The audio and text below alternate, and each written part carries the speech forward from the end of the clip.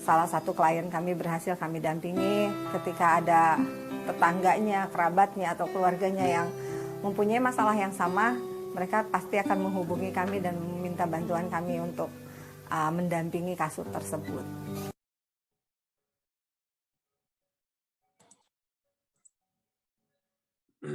Oke, adinda-adinda semua, kita stopkan video tersebut ya. Tapi semoga adik-adik bisa menyimaknya dengan baik ya, dan bisa mengambil pesan yang ada di dalamnya seperti itu. Oke.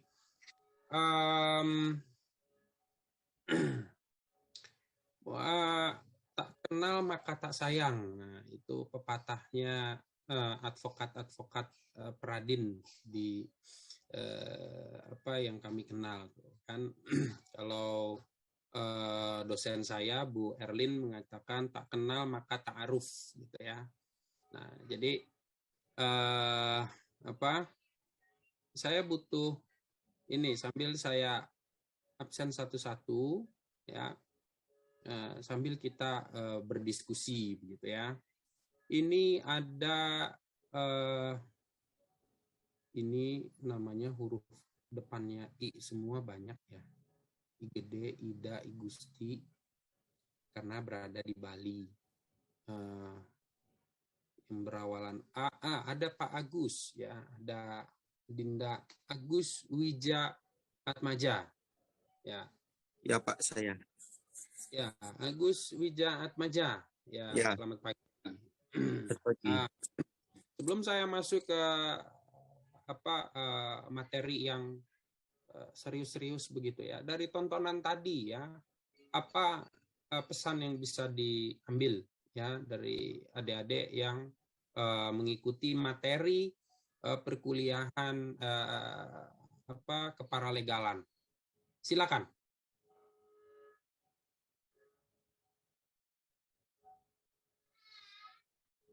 Halo. Iya, Pak. Ya. Bisa dijelaskan apa itu paralegal ya, lalu bisa dijelaskan juga contoh-contoh apa yang mereka bisa kerjakan begitu ya. Lalu ya segala sesuatu yang berkaitan dengan apa yang adik tonton tadi. Ya. Tadi udah saya infokan di awal karena ini bukan sinetron ya, bukan film, apalagi film layangan putus, bukan. Oke. Ayo, Agus Wija Atmaja.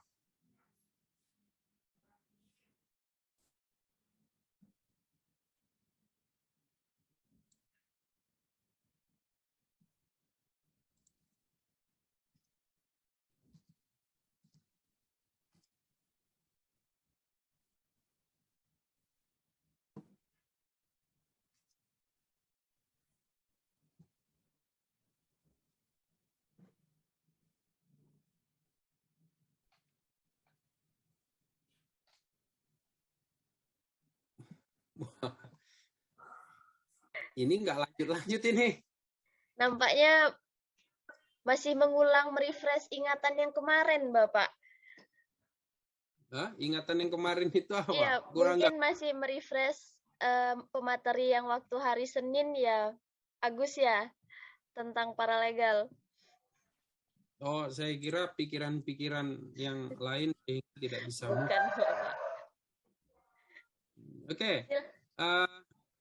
Yang lain di sini ada Gede Dedi Purnawan. Nah, ini yang stop video nih. Biasanya stop video ini sedang menyimak baik-baik nih. Halo. Halo.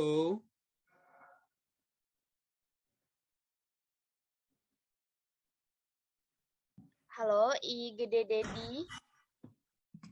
Halo, Dedi.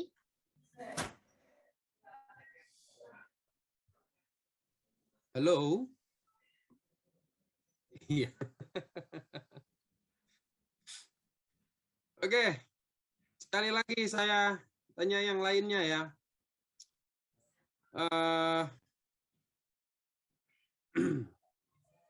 Nimade Ratna Pratiwi. Nah, silakan Adinda. Iya, Pak.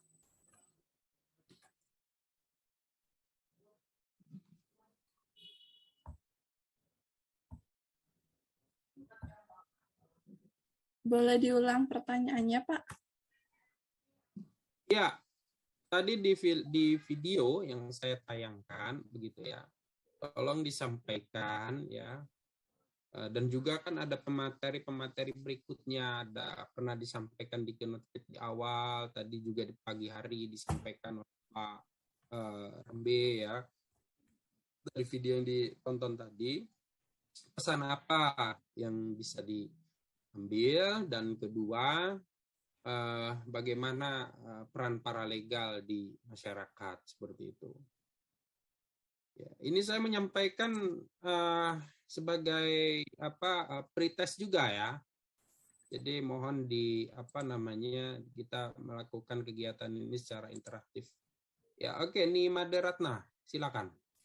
Ya, mohon izin menjawab ya, Pak. Ya. Sebentar, Pak.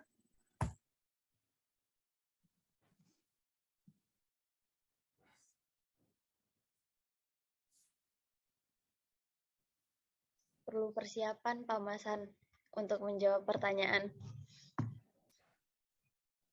Iya.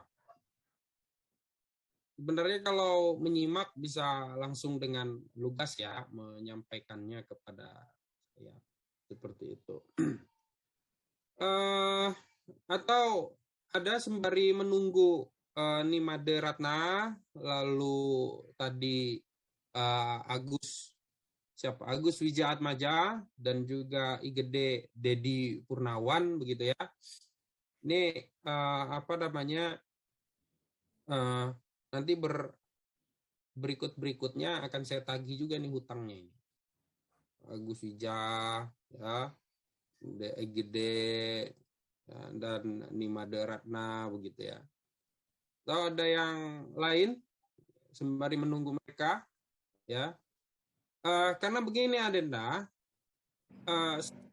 pelatihan ini ya ada proses tadi yang disampaikan oleh Pak Ropaun Rambe, yaitu aktualisasi. Setelah aktualisasi ada sertifikat begitu ya untuk pengakuan kompetensi sebagai bukti adik telah mengikuti kegiatan ini. Ini yang mengeluarkan adalah Kementerian Hukum dan HAM ya. Saya pun juga bagian yang menandatangani sertifikat adiknya juga nih begitu. Jadi saya bisa menandai adik-adik yang ini saya udah catatkan begitu ya. Yang interaksinya ini cukup baik pada kami. Seperti itu.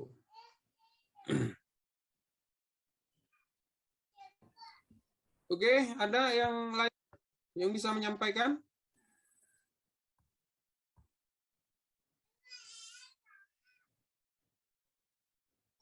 Mohon maaf Pak, mungkin saya ingin mencoba menjawab. Oke, baik. Ida Ayu Made Wahyuni Dewi, terima kasih. Silakan. Saya ingin mencoba menjawab dari video yang saya simak.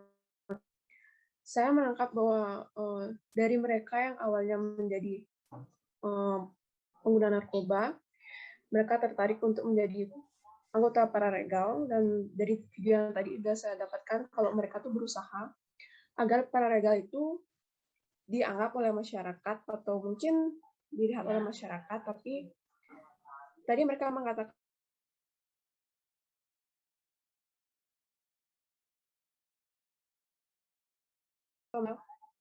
mungkin membantu seorang untuk membantu orang lain untuk melewati proses hukum. Mungkin seperti itu Pak, mohon maaf kalau ada yang kurang. Terima kasih. Bapak suaranya masih di mute, Bapak. Mohon maaf. Ya, terima kasih Ida Adinda Ida Ayu Made Wahyuni ya atas responnya cukup baik juga. Berikutnya ada lagi ingin menyampaikan? Mohon izin Pak untuk menjawab. Ya. Saya ingin menyampaikan kesan dan pesan dari video yang sudah diputar barusan. Ya. Bahwa ketimpangan di masyarakat antara law book dengan law praktek itu sudah sangat berbeda atau tidak selaras. Dalam hal ini, daripada kasus-kasus yang terjadi yang dicontohkan dari kasus narkoba tersebut, bahwa masyarakat kurang akan sadar hukum dan banyak juga oknum-oknum yang masih menjalankan pungli. Sehingga banyak dari korban-korban pungli tersebut dalam kasus tersebut juga berkeinginan atau milik kesadaran untuk bergabung dalam paralegal tersebut. Karena saya merasa dalam kasus-kasus yang sudah dijelaskan tadi, itu tidak sesuai dengan asas yang diterapkan di Indonesia atau asas equality before the law. Jadi praktek yang dijalankan dalam penegakan hukum tidak sesuai dengan apa yang saya pelajari selama ini gitu. Masih banyak tidak selarasnya perjalanan dan pengimplementasian hukum di masyarakat, begitu Pak. Baik, terima kasih. Mungkin saya bantu juga. Saya lengkapin dari Nihlu Gede Notianti Bapak Masa Nurpian SHMHMAD. Luar biasa. Ini guru besarnya yang turun ini. Silakan Pak Guru Besar. Saya simpulkan, bukan simpul ya, tapi ditambahkan bahwa Undang-Undang Narkoba itu yang kita miliki sekarang tentang pasal-pasal, pasal 112, 113, 114 sampai pasal 127, itu pasal perdagangan, pungli dan sebagainya. Kiranya dalam hal ini sebagai bahan masukan juga kepada BPN sesegera mungkin Undang-Undang Narkoba direvisi sesuai dengan tuntutan zaman sekarang ini. Artinya tahun 2016 yang lalu saya pernah narasumber di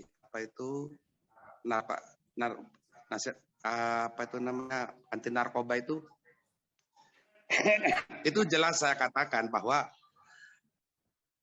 undang-undang narkoba yang kita miliki ini jauh dari teori hukum yang kita miliki.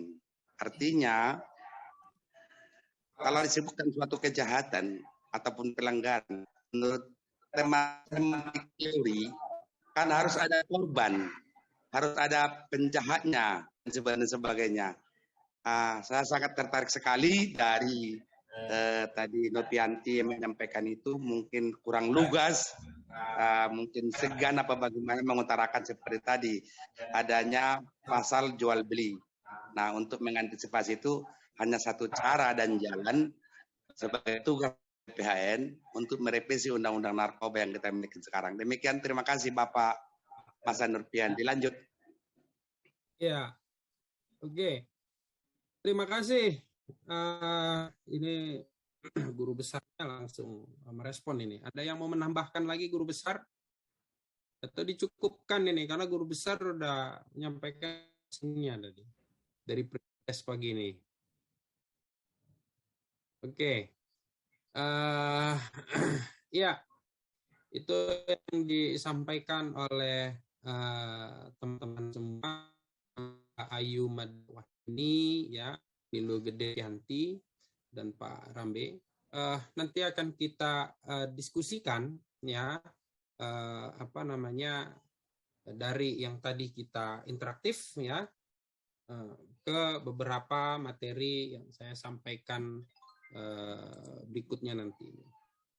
Ya, saya akan share screen ya materi saya seperti itu.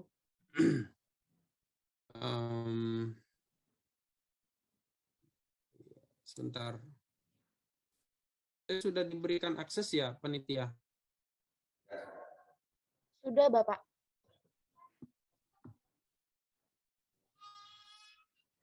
Sudah, tapi saya belum bisa share screen ya. Apa? Off lagi tadi share screen saya. Bapak sudah jadi co-host, udah bisa share screen. Jadi co-host ya?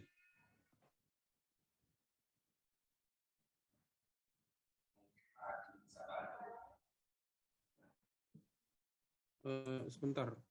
Mungkin Pak Habibie bisa bantu barangkali.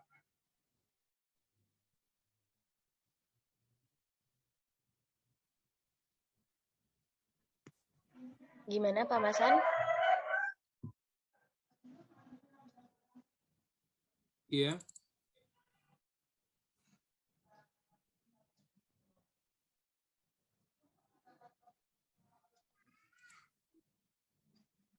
Pak Habibie bisa bantu share screen-nya.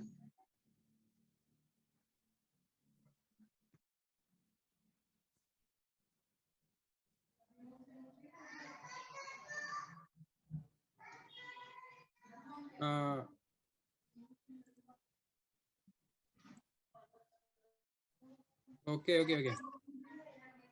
Bentar. Sudah tampil? Sudah, Bapak. Oh, sudah. Oke, baik.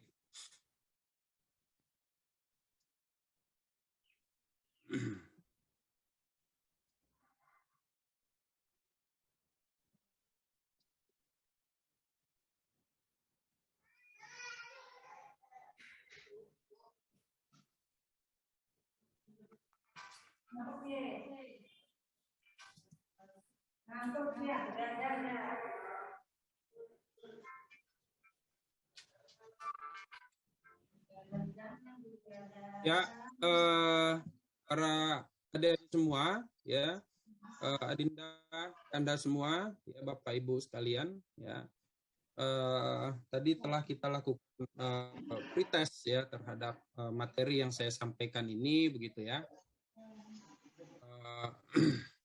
Saatnya kita ke materi agak substantif ya. Tak kenal maka tak sayang. Ini saya Rupian, ya, Kepala Bidang Program Bantuan Hukum Pembinaan Badan Pembinaan Hukum Nasional Kementerian Hukum dan Hak Asasi Manusia.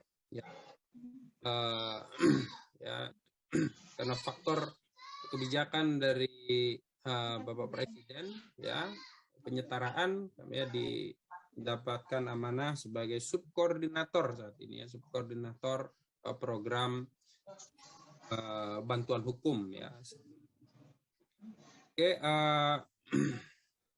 saya dari Universitas di waktu muda dahulu, begitu ya. Sama seperti adik-adik juga pernah mengikuti kuliah hukum juga, begitu ya. Nanti kita bisa flashback ya dari materi-materi kita satu guru satu ilmu ya, karena kita di kesarjanaan yang sama juga seperti itu. Atau mungkin juga ada perkembangan ilmu hukum dari adik semester 1 sampai sekian ya, yang kami pun ya yang sudah lampau mengikuti perkuliahannya bisa diingatkan, saling koreksi ya, saling berbagi keilmuan dan teori juga seperti itu. Oke.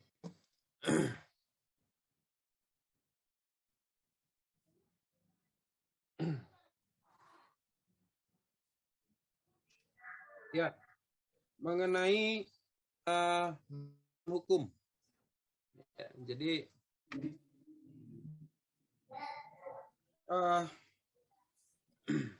paralegal ya, merupakan bagian program bantuan hukum. Jadi kita harus memahami terlebih dahulu ya apa itu bantuan hukum seperti itu.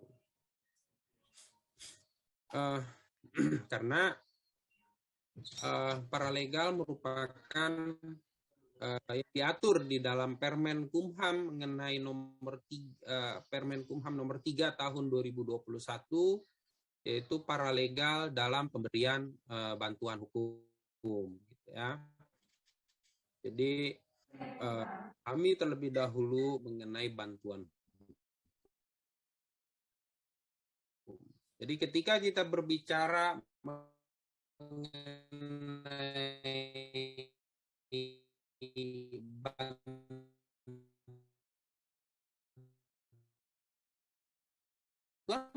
hukum, ada pemberi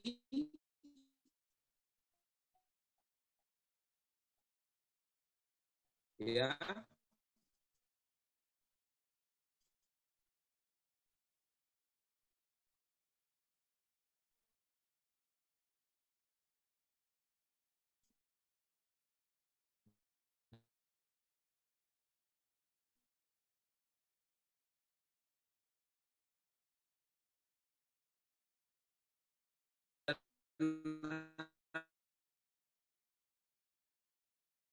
ada yang organisasi dewan.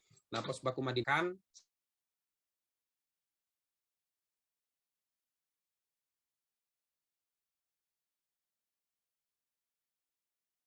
secara mandiri mendampingi penerima bantuan hukum di pengadilan, dan tidak secara mandiri mendampingi penerima bantuan hukum di pengadilan. Jadi boleh masuk ke pengadilan, begitu ya, boleh masuk ke pengadilan. Nah, tapi harus ada pendampingan atau kuasa khusus dari advokat bila kasus tersebut perdata, begitu ya. Nah,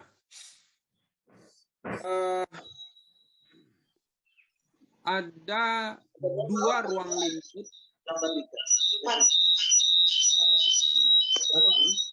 bisa di tolong tolong di mute dulu itu moderator.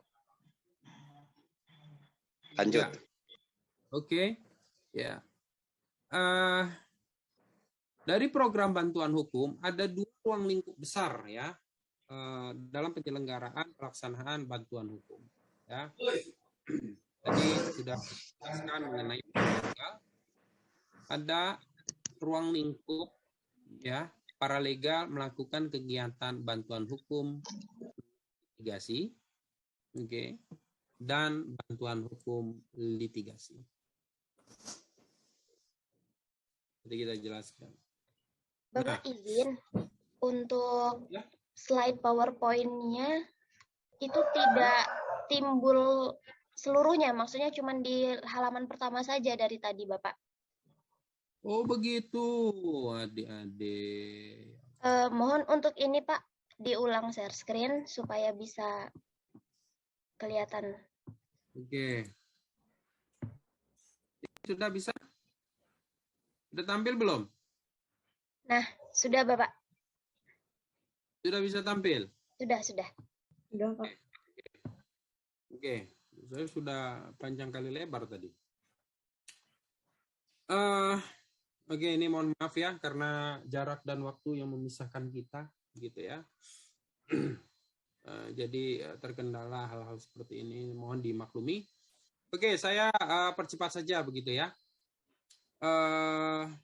Permen Kumham nomor 3 tahun 2021 tentang paralegal, tadi di slide pertama ya sudah saya sampaikan mengenai bantuan hukum, pemberi dan penerima begitu ya. Pemberi ada paralegal dan ada advokat. Nah, paralegal adalah setiap orang yang berasal dari komunitas masyarakat dan pemberi bantuan hukum. Yang tadi saya sudah sampaikan, mungkin sudah didengar ya, walaupun tampilannya ini baru dapat bisa ditampilkan begitu.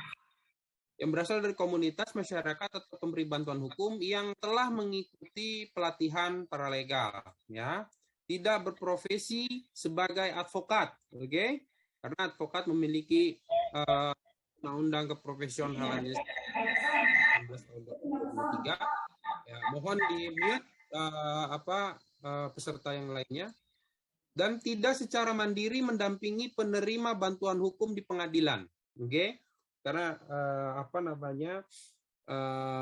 agar tidak berbenturan dengan advokat begitu ya.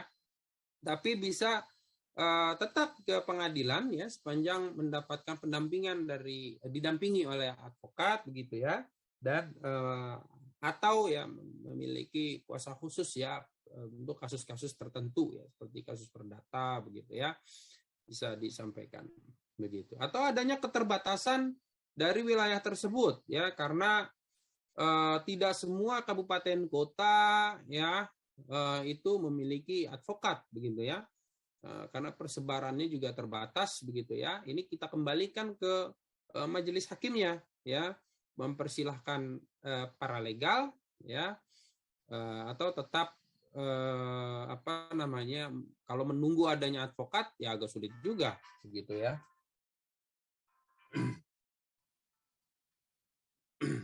Oke.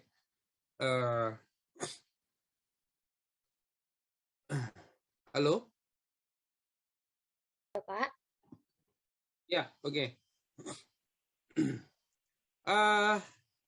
Dalam pemberian bantuan hukum ya paralegal ada 2 ruang lingkup ya yang mengaturnya begitu.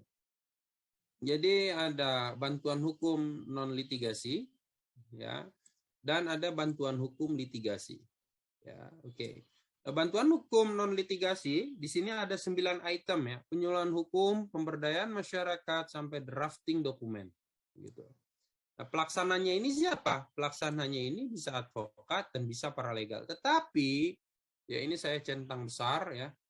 Kami mengarahkan kepada teman-teman OBH ya, yang rata-rata dipimpin oleh seorang advokat begitu ya, untuk mengarahkan kegiatan ini tolong banyak dilakukan oleh teman-teman paralegal begitu ya.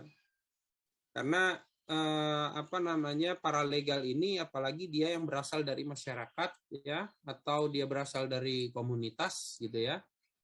Ini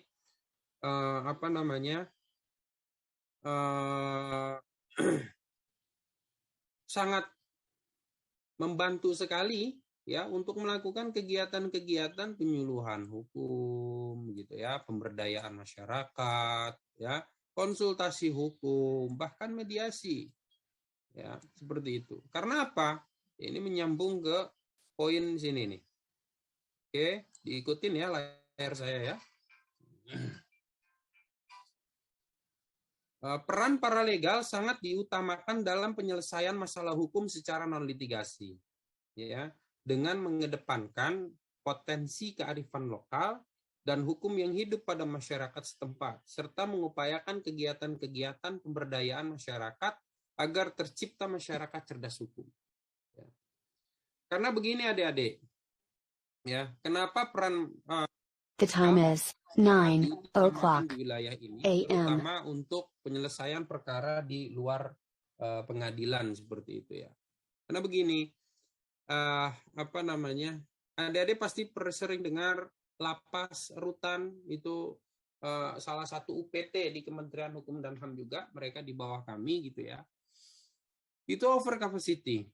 Bahkan ada yang 1 sel penjara pun itu selonjor pun susah begitu ya.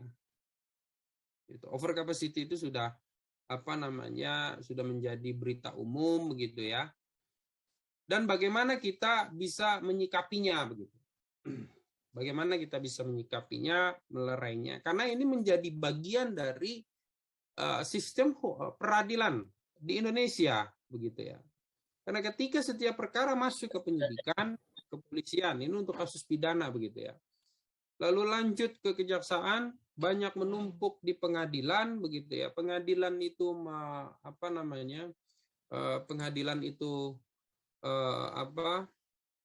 menerima, menyelesaikan perkara tersebut, pasti berujung kepada vonis ya, putusan pengadilan. Nah, putusan pengadilan ini begitu ya, mau tidak mau mereka harus ditahan, atau di bahasa awamnya itu dipenjara begitu ya. Melakukan proses pemidanaannya di mana? Di rutan, di lapas seperti itu. Rutan itu untuk napi titipan gitu ya.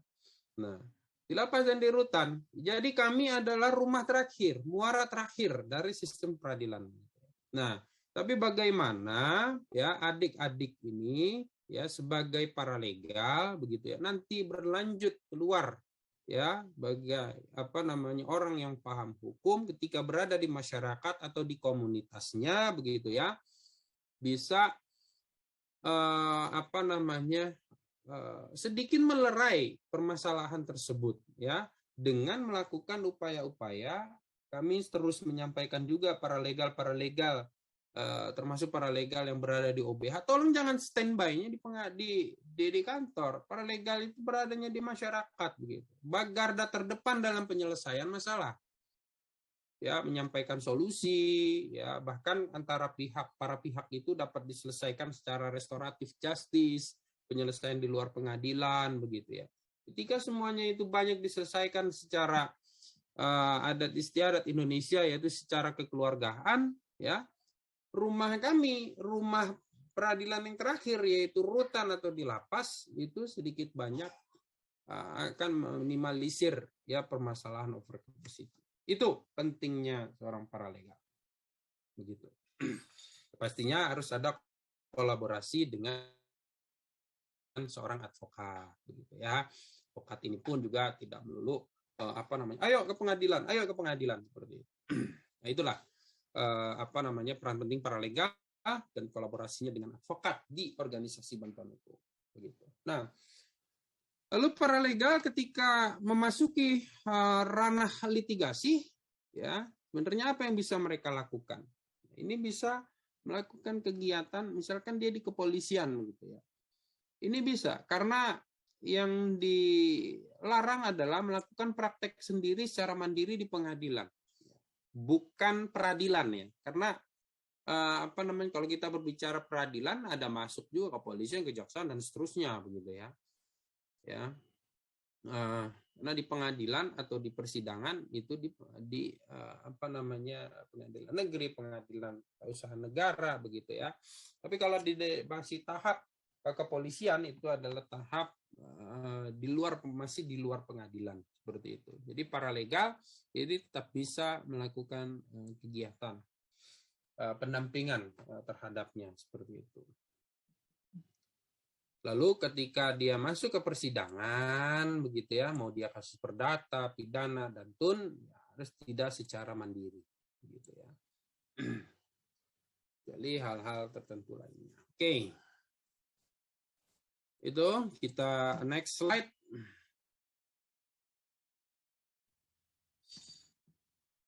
Ini nggak bisa next slide. Oke, next slide. Adik-adik sebagai paralegal, ya. Tadi saya bilang di awal, sebelumnya di slide sebelumnya, paralegal itu sebagai garda terdepan. Ya, dalam penyelesaian masalah di masyarakat. Nah, untuk memberikan pelayanan kepada masyarakat, kepada komunitasnya, memberikan pemahaman seperti itu, agar mereka puas juga terhadap pelayanan kita sebagai paralegal, begitu ya. Terlebih terpenuhinya hak-hak mereka, permasalahannya mereka, ya. Yang pasti dibutuhkan paralegal yang berkompeten, itu paralegal yang berkompeten. Paralegal yang berkompeten ya ini dibutuhkan diklat paralegal. Nah, diklat paralegal inilah yang salah satunya bagian untuk melahirkan paralegal yang berkompeten. Jadi kompetensi paralegal adalah memiliki kemampuan memahami hukum dasar, kondisi, wilayah dan kelompok kepentingan dalam masyarakat. Jadi memahami komunitasnya, memahami masyarakatnya seperti itu ya. Dan yang berikutnya kemampuan melakukan penguatan masyarakat dalam memperjuangkan hak asasi manusia dan hak lain yang dilindungi oleh hukum. Dan keterampilan mengadvokasi masyarakat ya berupa pembelaan, dukungan terhadap masyarakat. Nah, saat ini sedang saya baca di berita ya di daerah Jawa Tengah ya, Purworejo ada sengketa antara masyarakat dengan apa namanya salah satu perusahaan juga begitu ya, dan juga pastinya bersengketa juga dengan proses perizinan dan yang lain-lainnya dengan pemerintah daerah setempat seperti itu begitu ya. Nah, disinilah bagaimana peran paralegal dalam hal mengadvokasi masyarakat tersebut seperti itu. Nah, ini untuk mencapai kompetensi tersebut begitu ya. Permenkumham 3 tahun 2013 ya mengarahkan ya seluruh paralegal mengikuti pelatihan paralegal gitu. Nah, ini diatur di dalam Juklak dan Juknis Kepala BPHN. Ya, jadi diikuti 3 hari ya. Diikuti selama 3 hari ya. 1 JP 60 menit ya. Dan ini adalah materinya dan saya di bagian keparalegalan. Oke. Nanti rekan saya berikutnya di pengantar hukum dan demokrasi ya. Kita lakukan karena masa COVID seperti ini ya, kita lakukan secara blended learning. Jadi ada bisa on class, bisa off class begitu ya. Seperti itu. Dan juga tapi saya senang kalau lebih interaktif itu seperti ini. Kalau Zoom semua begitu ya. Kalau offline semua begitu ya. Kalau mix ya ini kadang agak trouble ke masalah interaktifnya gitu ya. Beberapa materi perkuliahan, pematerinya itu online tapi pesertanya offline begitu ya. Nah, itu interaktifnya itu agak mengalami kesulitan tersendiri gitu ya. Dan berikutnya nanti setelah mengikuti 3 hari ini, adik-adik itu melakukan aktualisasi begitu ya. 3 bulan mentoring dengan advokat PBH penyelenggara. Nah, PBH penyelenggaranya ini siapa? Posbakumadin gitu ya. Jadi advokatnya adalah advokat dari Posbakumadin. Jadi adik-adik nanti dimentorin oleh timnya Bu Erlin ya. Seperti itu. Siap Pak Masan. Ya baik. Suaranya Ibu Erlin yang cantik luar biasa.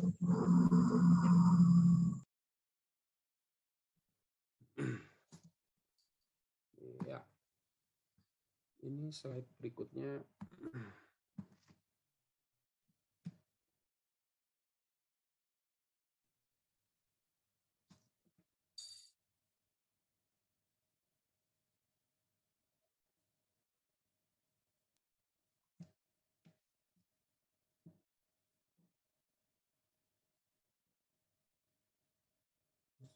Ada kesulitan sinyal. Halo, suara saya masih terdengar? Masih Bapak, lanjut. Oke. Ya, sembari saya memperbaiki slide saya. Kalau nggak mau jatuh nih diketahui. Dan diskusi ya. Namanya kasih karet.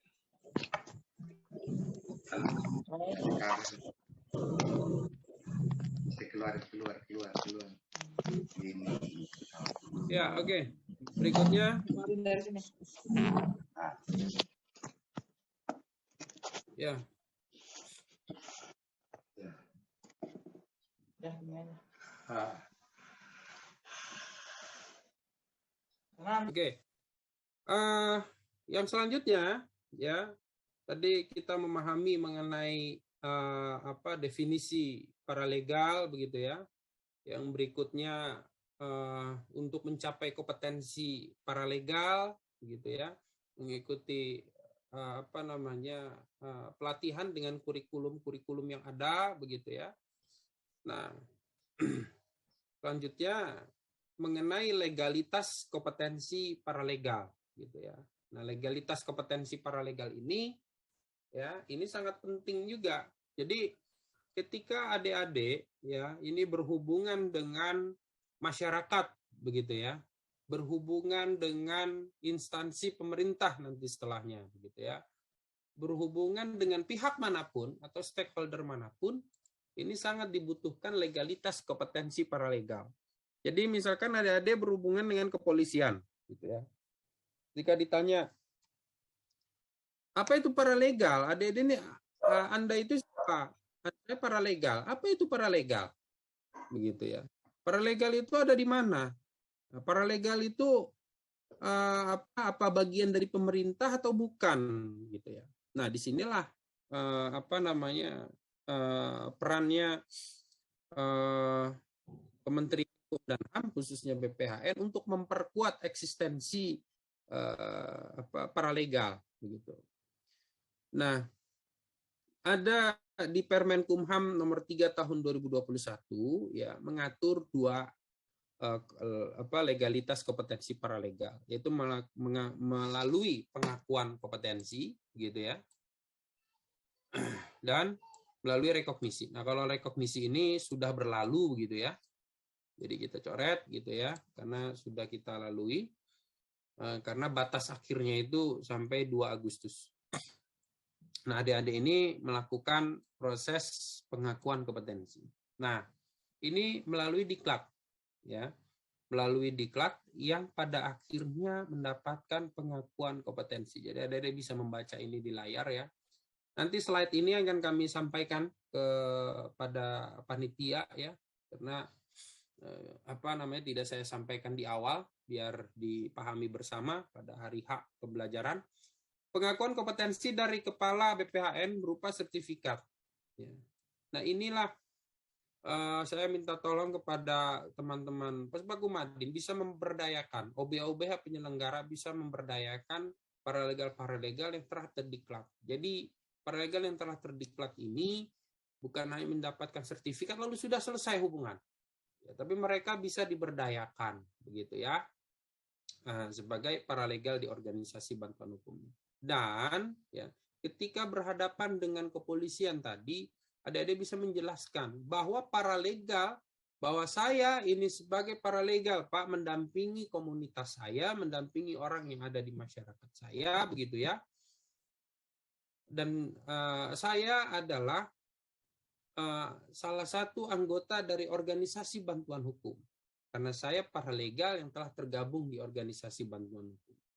Nah, organisasi bantuan hukum kami ini terakreditasi di Kementerian Hukum dan HAM. Kementerian Hukum dan HAM ya merupakan bagian dari pemerintah, begitu ya.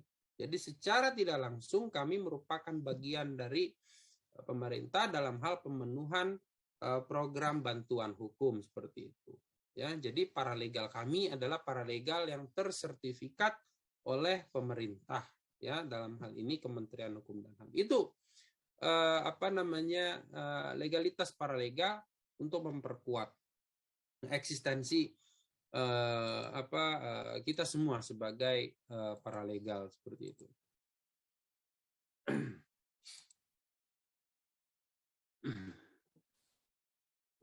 Nah,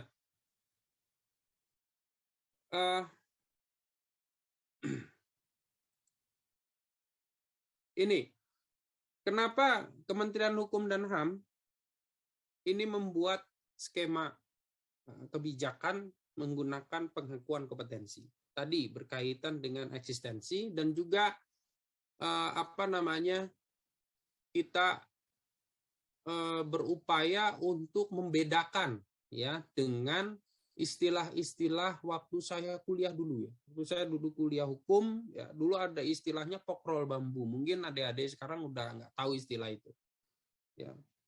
Jadi untuk menghindari munculnya kembali persepsi paralegal ini seperti pokrol bambu itu berbeda.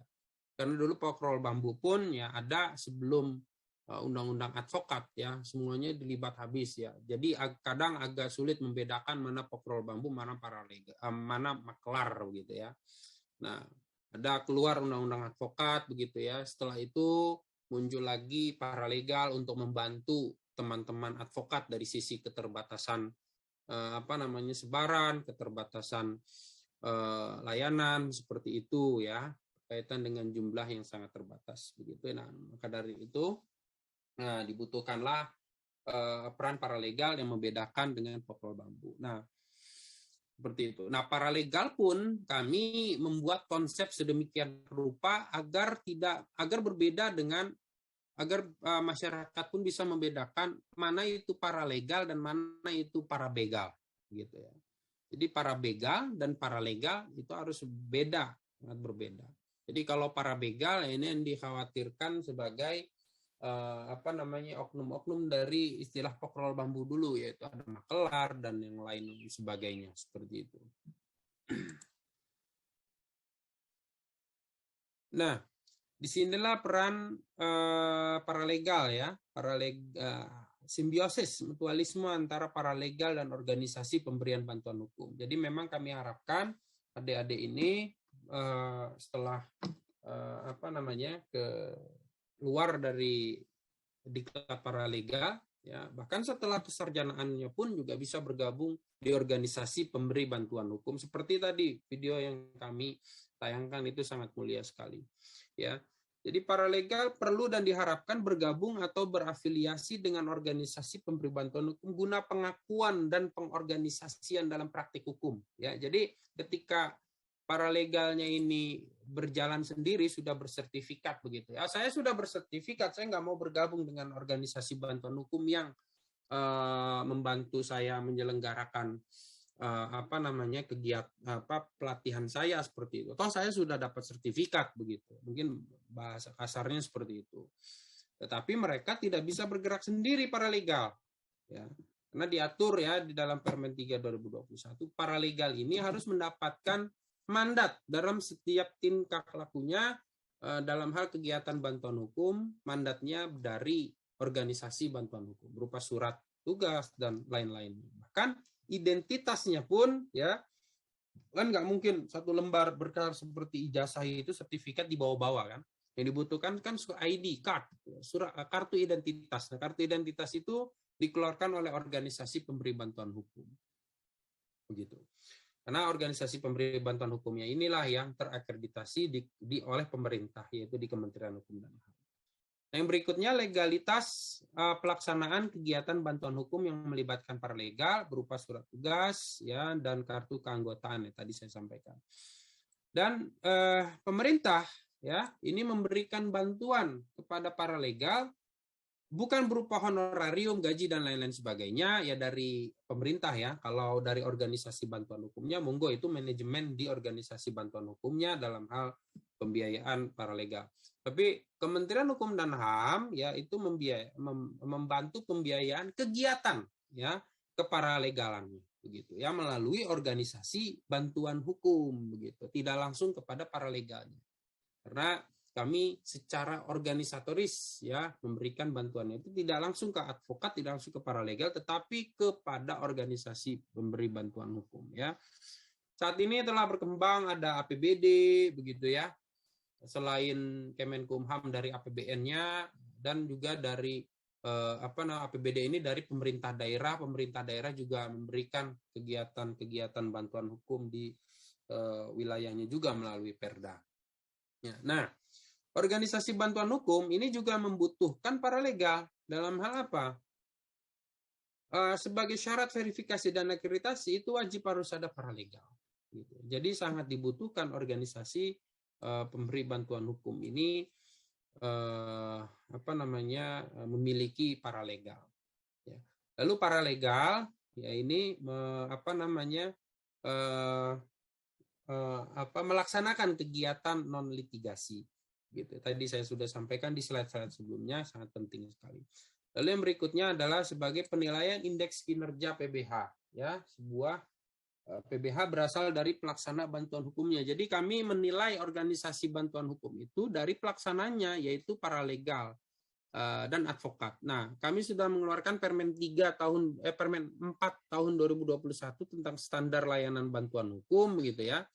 Nah, Starla, kami singkatnya Starla. Nah, Starla ini dan juga pada saat verifikasi dan akreditasi, indeks kinerja PBH ini pun juga sangat dibutuhkan. Nah, penilaiannya itu dari mana? Dari paralegal. Apabila ada temuan-temuan kegiatan yang tidak sesuai dengan aturan, begitu ya, laporkan ke kami, ya ini pasti indeks kinerja PBH-nya itu turun. Ketika indeks kinerjanya turun, ini siapa yang melaksanakan? Kita lakukan, ternyata paralegalnya. Gitu. Itulah pentingnya paralegal.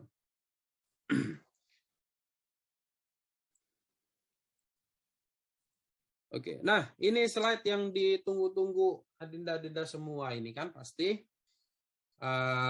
Semoga apa yang saya sampaikan ini bermanfaat ya, mungkin bisa kita lebih mendalam lagi dengan diskusi interaktif di antara kita. Oke, wallahul muwaffiq ila aqwamit thoriq. Assalamualaikum warahmatullahi wabarakatuh. Selamat pagi. Saya kembali ke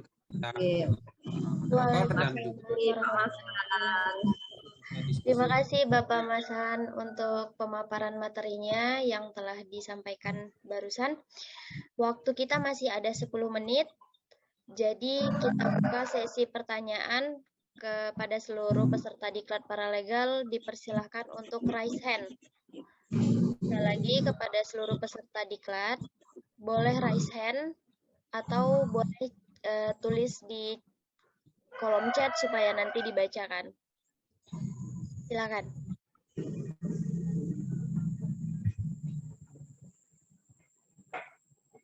Diberitahukan kepada seluruh peserta paralegal, ini adalah bagian dari penilaian dari BPHN langsung untuk sertifikasi paralegal yang nantinya akan diberikan setelah aktualisasi. Jadi aktif dan interaktif. Silakan kepada seluruh peserta. Mohon izin moderator, mungkin saya bisa menyampaikan sepatah dua patah kata. Silakan Bu Erlin. Ya, silakan Bu dosen. Terima kasih banyak Pak Masan, makasih banyak buat paparan materinya yang sangat bermanfaat buat adik-adik paralegal. Jadi dengan materi yang sudah disampaikan oleh Pak Masan tadi, adik-adik paralegal benar-benar bisa memahami ya fungsi adik-adik sebagai paralegal di mananya. Nah, jadi seperti yang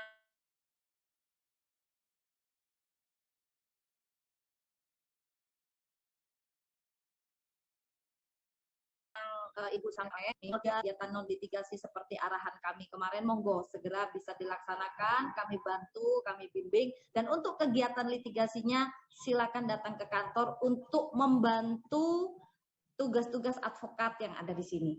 Jadi sudah ada beberapa sidang, dan kemarin untuk yang gelombang pertama, pimpinan pusat Posbakum Adin, itu adik-adik paralegal sudah mulai jalan.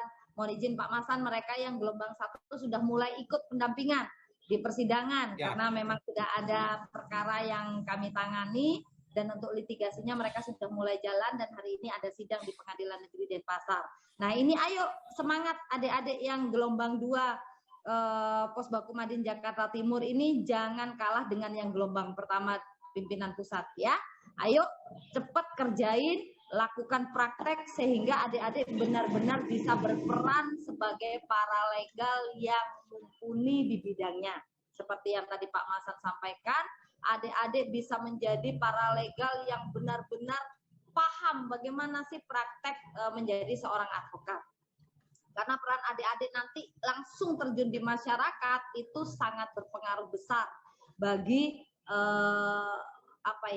desa itu supaya berkualitas, warganya tidak lagi melanggar hukum, tapi kita bisa mencegah terjadinya tindak kriminal atau apapun. Karena adik-adik paralegal inilah yang bersentuhan langsung dengan masyarakat, hadir di tengah-tengah masyarakat, seperti yang Pak Dekan sampaikan pada saat pembukaan kemarin, supaya kita semua tersebar untuk menciptakan DSD, Desa Sadar Hukum. Nah inilah peran adik-adik paralegal di sini. Jadi jangan hanya menjadi sarjana hukum yang diem, pasif, tapi jadilah sarjana hukum yang aktif, proaktif, berguna bagi bangsa negara. Itu ya, ayo adik-adik harus proaktif. Mumpung ada yang pakar di bidang paralegal ini bisa bertanya. Karena kalau nggak bertanya nanti anda nanti jadinya melempem. Saya heran kalau misalkan mahasiswa ini diam. Dia ini tahu atau tidak tahu atau pura-pura bodoh atau nggak peduli. Lah ini yang harus dipertanyakan ya. Jangan diam menjadi mahasiswa yang aktif karena kami sebagai panitia ini berhak memberikan nilai. Apakah Anda nanti lulus atau tidak, nilai Anda berapa, ini yang akan kami laporkan kepada BPHN supaya nanti menjadi pertimbangan untuk bisa dicetak sertifikat paralegalnya. Demikian dari saya, silakan dipandu kembali moderator. Itu sudah ada pertanyaan by chat, mungkin bisa dijawab oleh Pak Masan. Terima kasih Pak Masan. Iya, sungguh luar biasa Bu dosen. Nah, ini Bu dosen ini apa namanya, dulu masa kuliah ini sangat aktif sekali, ini pejuang apa namanya hukum di waktu masuk mahasiswa kuliah seperti itu. Ini bisa dicontoh Ibu dosennya ini. Bahkan beliau ini sebagai reformis juga ya Bu dosen ya. Tahun 98 Bu dosen. Ya, Bu dosen 98 ikut berperan juga ya. Wow, sudah turun ke lapangan. Ini luar biasa. Ini yang apa namanya, yang bisa merubah ya kebijakan-kebijakan negara, pemerintah. Ini salah satunya adalah mahasiswa. Yang disampaikan oleh Bu dosen begitu ya. Jadi mahasiswa ini harus mahasiswa yang kritis ya. Kritis tapi etis ya, kritis dan etis gitu. Nah, maka dari itu jangan terbuai dengan kondisi-kondisi saat ini ya, yang ada apa namanya istilahnya pemuda rebahan begitu ya, pemuda apa namanya hanya aktif menggunakan game, sosmed dan lain sebagainya begitu. Bahkan kita harus memanfaatkan sosmed-sosmed tersebut ya. Untuk mengkritisi ya apa namanya kondisi-kondisi saat ini begitu. Kritisan yang membangun kita semua gitu. Oke, selanjutnya kita di sesi diskusi tanya jawab gitu ya. Iya, siap. Ya, tanya jawab ya. Saya jadi ikutan semangat gara-gara Bu Erlin semangat. Oh iya, ini luar biasa. Luar biasa semangatnya. Lebih semangat dari mahasiswa. Iya, seperti itu. Baik, ini sudah ada satu pertanyaan Bapak di room chat dari Ida Ayu. Nah, sebelumnya dia menyampaikan, mohon maaf saya menyampaikan pertanyaan via chat karena mengalami gangguan internet. Izin bertanya Bapak, apakah setiap kegiatan yang akan dilakukan oleh paralegal harus mendapatkan persetujuan dari OBH? Dan jika mereka yang berperan sebagai paralegal melakukan kegiatan tanpa persetujuan OBH, apakah ada sanksinya? Jadi mungkin secara ringkas pertanyaannya, boleh nggak sih Pak paralegal ini bergerak atau menjalankan tugasnya tanpa persetujuan dari OBH? Apakah ada konsekuensinya atau ada sanksi dan sebagainya? Mohon Bapak boleh langsung dijawab. Ya, baik. Karena ini pertanyaan yang teknis ya. Pertanyaan yang teknis, ya saya jawab langsung ya. Paralegal ini harus bertindak atas nama organisasi bantuan hukum, begitu. Nah, terlebih mereka menjalankan kegiatan program bantuan hukum, layanan kepada masyarakat, seperti itu ya. Jadi pertanyaan Ida Ayu Made Wahyuni Dewi ini ya, seperti yang saya jelaskan sebelumnya, menggunakan surat tugas, kartu identitas itu penting. Karena saat ini kita sedang menggalakkan peran paralegal di stakeholder terkait, terlebih di aparat penegak hukum, begitu ya. Dan juga kepada masyarakat, biar masyarakat itu kenal bahwa paralegalnya ini adalah paralegal yang berdasar yang official. Nah, paralegal yang official ini adalah paralegal yang berasal dari organisasi bantuan hukum, ya, pastinya mendapatkan mandat. Bukti mandat itu dari mana? Dari surat tugas, ya, atau kartu identitas bagi paralegal dari organisasi bantuan hukum tersebut. Karena organisasi bantuan hukumnya ini adalah yang terakreditasi. Ingat, organisasi bantuan hukum yang terakreditasi. Jadi adik-adik nanti ketika bergabung ya, itu enggak dengan organisasi bantuan hukum yang lain seperti itu. Dicek akreditasinya gitu ya. Nah, itu jadi kalau sanksinya, sanksi administratifnya begitu ya. Gini, ada sanksi administratif yang sesuai dengan Permenkumham 4 2021 begitu ya, apabila dia ada sanksi ringan, sedang dan berat begitu ya, apabila paralegal atas nama OBH melakukan kegiatan-kegiatan di luar aturan semacam misalkan menerima uang begitu ya, atau suap atau memberikan suap atau yang lainnya seperti itu sanksinya sangat berat sekali, atau bahkan tidak memenuhi kebutuhan dari penerima bantuan hukum begitu ya, padahal sudah diberikan perjanjian ya, antar kedua belah pihak ya, kesepakatan kedua belah pihak tapi tidak terpenuhi, tidak terlayani. Nah, itu juga bisa terlaporkan, ada klasifikasi sanksi ringan, sedang dan berat seperti itu begitu ya. Tapi apabila menjalankan di luar dari organisasi bantuan hukum ya, sanksinya adalah eksistensi adik-adik ini yang dipertanyakan oleh masyarakat seperti itu apabila tidak sesuai dengan tidak tergabung di organisasi bantuan hukum begitu ya. Dan terlebih untuk perlindungannya begitu, biasanya paralegal melindungi misalkan komunitas tertentu berhadapan dengan kepolisian atau aparat penegak hukum, berbenturan begitu ya, bergerak sendiri begitu ya. Nah, perlindungannya itu nanti bingung ya, paralegal tersebut. Seharusnya ketika dia bergabung di organisasi bantuan hukum pun jadi dia dilindungi oleh organisasi tersebut seperti dalam menjalankan tugasnya. Oke, yang berikutnya ada yang raise hand ini ya. Ada Nimade Ratna Pratiwi. Oke. Nimade Ratna Pratiwi ini yang Ya, tadi baik Pak.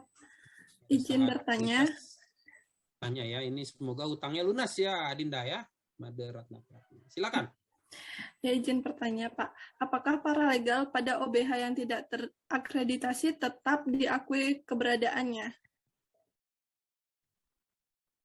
Ya, gimana? Apakah paralegal pada OBH yang tidak terakreditasi tetap diakui keberadaannya? Ya, oke. Tadi kita perlu telaah dulu, ya. Ini paralegal dalam pemberian bantuan hukum atau paralegal yang yang lainnya seperti itu. Ini ada dua pembeda. Ada yang paralegal saja dan paralegal dalam pemberian bantuan hukum seperti itu. Oke, sebelum saya menjawab lugas gitu ya, tadi kan saya sudah menjelaskan mengenai keparalegalan dari pertanyaan Nimade Ratna Dewi. Ada yang bisa menanggapinya? Halo. Silakan kepada peserta yang ingin menanggapi pertanyaan daripada Nimade Ratna Pratiwi.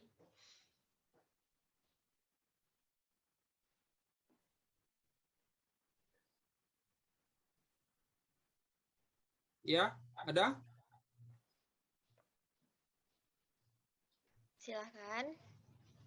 Tentang apakah paralegal yang berasal dari OBH tidak terakreditasi tetap diakui sebagai paralegal? Ini pertanyaan yang menarik ya Pak Masan ya? Iya, ini pertanyaan sangat menarik juga, gitu. Oke, ada yang bisa menanggapi pertanyaan yang cukup ya cerdas juga ya dari Nimade Ratna Pratiwi.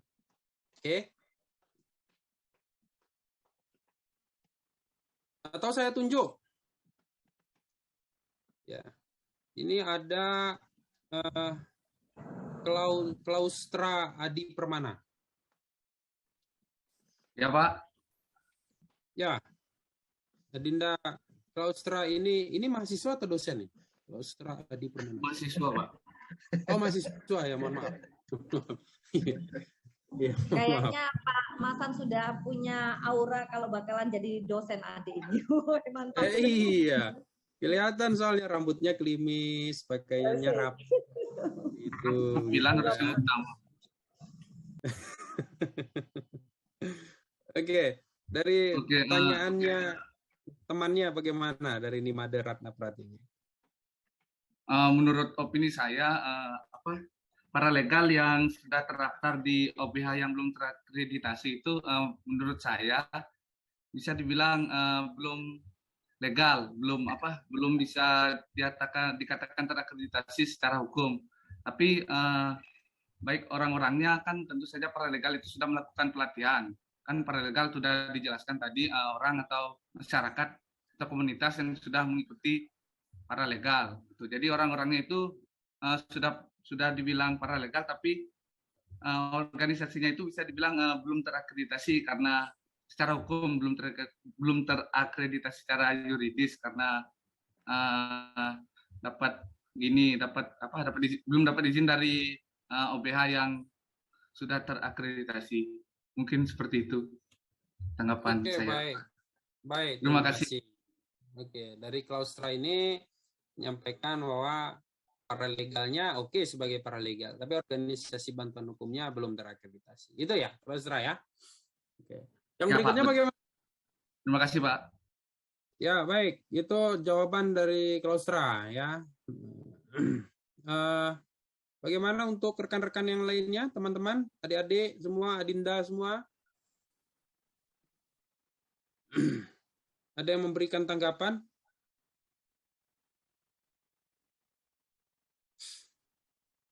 Halo. Silakan, satu tanggapan lagi. Halo.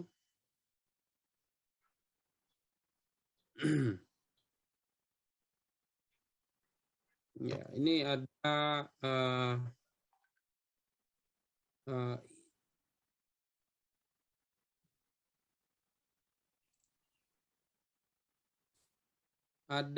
nomor urut 18 nomor apa NIM ya. 18 10 12 12 20. Ini siapa ini? Halo. Iputu Ardian. Benar? Iputu Ardian Eka Saputra. Nah, ini bagaimana? Silakan Ardian. No.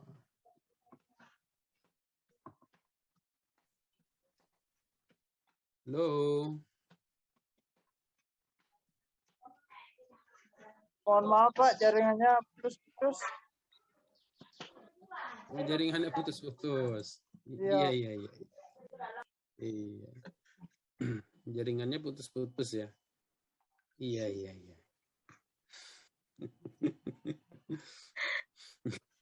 Iya. Ya, Bu, moderatornya kok senyum-senyum saja. Nggak apa-apa, Pak. Jaringannya Izin Pak Masan, putus-putus ya. kalau jaringan putus ini kita nggak bisa bilang apa itu sudah. Saya juga nggak bisa komentar, Pak. Iya. Saya dari awal juga udah bisa bilang ini jaringan putus-putus ini, Bu dosen. Oke. Ini jawaban yang memang tidak bisa terelakkan, sama seperti kalau kita sebagai saksi di persidangan begitu ya. Saudara, apakah ini tinggal dijawab lupa, Pak? Kalau lupa ya nggak bisa. Itu jawaban pemungkas itu. Oke. Yang berikutnya saya tanyakan ke Agus Wija Atmaja. Nah, ini yang tadi pagi ini. Kalau Nimade Ratna Pratiwi tadi sudah lunas ini. Nah, Ya, Pak. ini Agus Ya, Pak. Atmaja. Nah, gimana? Adinda? Ya, ingin bertanya, Pak. Jangan bertanya dulu. Tadi Oh, menjawab yang Nimade Ratna Pratiwi tadi. Tadi Nimade Agus sudah menyimak pertanyaannya Nimade Ratna Pratiwi? Sudah, Pak. Oh ya sudah, coba dijelaskan dulu.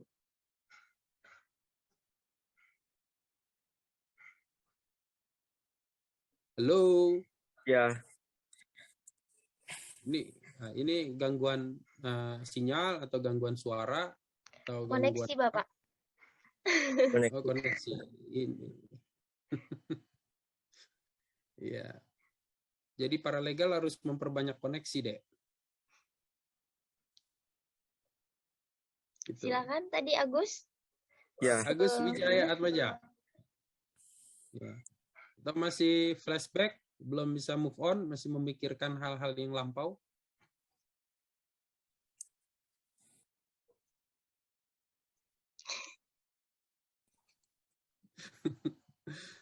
Oke, Agus Wijaya Atmaja, Igede Dedi Purnawan. Ya. Jadi gini adik-adik ya, saya mencatatkan nama-nama ini begitu ya, karena saya menjadi bagian yang memberikan paraf untuk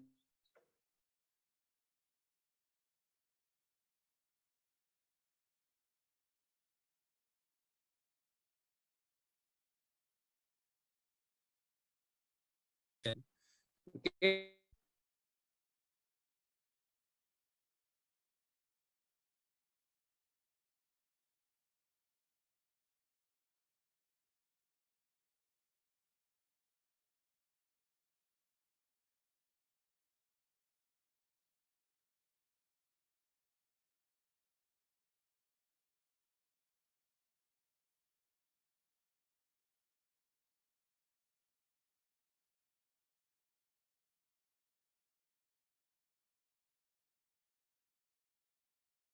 Jadi saya aktif juga di apa namanya di Pembus RI cukup awal-awal ketika saya lulus saya menjadi asisten pratama di sana. Kemudian akhirnya saya saat ini menjadi ASN aparatur sipil negara pegawai negeri sipil di Kementerian Hukum dan HAM khususnya di Badan Pembinaan Hukum Nasional. Kemudian apa namanya pengalaman pendidikan saya saat di Fakultas Hukum Universitas Brawijaya Malang ini cukup dekat ya antara kita dengan Bali ya. Dekat tapi beda hari ya. Jadi saya satu di Fakultas Hukum Universitas Brawijaya Malang, kemudian saya S2 di Fakultas Hukum Universitas Indonesia di Salemba. Mungkin itu sedikit profil singkat saya ya. Nah sekarang saya pengen dengar nama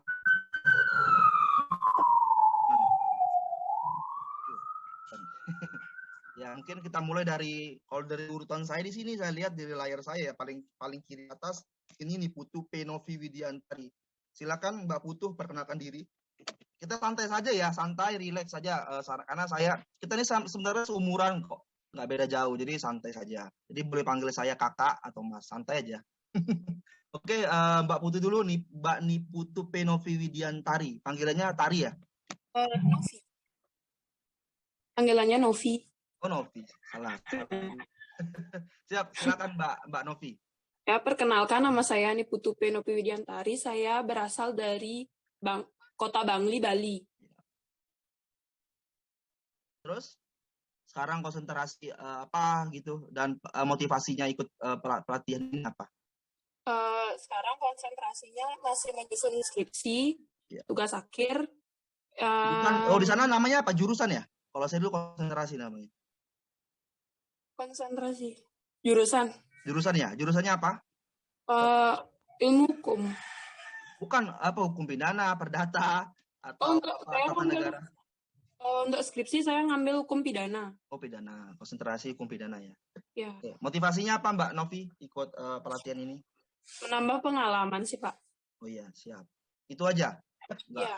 Nggak nambah apa kenalan nggak ya? Oke terima kasih Mbak Novi. Mungkin yang lainnya juga ya nanti ceritakan dulu konsentrasi namanya mungkin di sini jurusan ya. Kenapa udah gitu apa sih motivasinya, mungkin ada motivasi lain ya, karena saya sebelumnya ngajar tuh ada juga motivasi teman-teman paralegal ikut calon paralegal ikut pelatihan paralegal tuh salah satunya dia ternyata keluarganya pernah mengalami keluarga itu berhadapan dan hukum sempat mengalami itu, akhirnya memotivasi dia untuk masuk fakultas hukum, motivasi dia juga untuk ikut paralegal dan dia akhirnya sekarang kita sebut aja ya dia aktif di LBH Mawar Saron di Jakarta juga aktif. Jadi itu ada salah satu. Kemudian di urutan saya di sini Mas Kalaustra Adi Permana. Silakan Mas, perkenalkan dirinya. Baik Mas, makasih atas waktunya. Siap. Perkenalkan, nama saya I Gusti Agung Ngurah Kalaustra Adi Permana, bisa dipanggil Ota aja. Apa? Panggilan saya Ota. Ota aja bisa. Siap, Mas Ota, siap. Ya, ya. Terus lanjut. Saya berasal dari negara Bali. Bagi yang nggak tahu, negara itu berada di Bali Barat, di bagian Pulau Bali paling barat. Kemudian konsentrasi saya ngambil di hukum pidana. Kemudian untuk motivasi saya ikut paralegal, yang pertama itu untuk dapat mempelajari bagaimana sih cara menjadi seorang paralegal, kemudian apa saja sih yang dilakukan paralegal, tujuan serta untuk dapat bagaimana sih cara mengadvokasi atau melakukan pendampingan hukum kepada masyarakat umum serta masyarakat yang kurang mampu terutama. Terima kasih Mas Ota. Semester berapa sekarang Mas Ota? Semester 7 sekarang. Oh, sedikit lagi ya. Sedikit lagi menuju bukan pengangguran ya. Kalau kata Mimi. Jadi menuju hukum. Terima kasih Mas Ota. Kita santai ya, sekali lagi saya ingatkan, kita santai saja, jadi jangan takut untuk bicara atau speak up, santai aja karena saya juga pernah mahasiswa juga, jadi santai saja. Kemudian di urutan saya di sini ya, Mbak I Gusti Ayu Agung Waitarini. Silakan Mbak Mbak Ayu ya. Silakan Mbak Ayu, perkenalkan dirinya. Perkenalkan, saya Gusti Agung Waitarini, bisa dipanggil Lita, dari Klungkung, Bali. Konsentrasi saya maunya ambil hukum pidana. Terus motivasi saya ikut paralegal untuk menambah wawasan tentang apa itu paralegal. Oke, terima kasih Mbak. Siapa panggilannya? Mbak Ayu ya? Ita, iya boleh. Oh Mbak Ita ya, Mbak Ita. Mbak Ita, berarti Ita ini belum masuk semester 5 ya? Semester 4 berarti ya? Semester 6 sekarang. Semester 6? Iya. Oke, siap. Terima kasih Mbak Ita. Kemudian selanjutnya di sini urutan saya Mbak Ida Ayu Made Wahyuni. Silakan Mbak, perkenalkan dirinya. Ini tadi kalau saya lihat sekilas di materinya Pak Masan, Mbak Wahyuni ini cukup aktif ya. Jadi saya harap yang lain juga ikut aktif. Jadi kita tetap santai tapi aktif. Sharing saja karena kita sama-sama belajar. Saya juga pun masih belajar. Silakan Mbak Wahyuni. Ya, perkenalkan nama saya Ida Ayu Madewani Dewi, bisa dipanggil Dayu. Saya sekarang semester 7, saya dari Kota Gianyar, Bali. Konsentrasi saya saat ini hukum pidana. Terima kasih.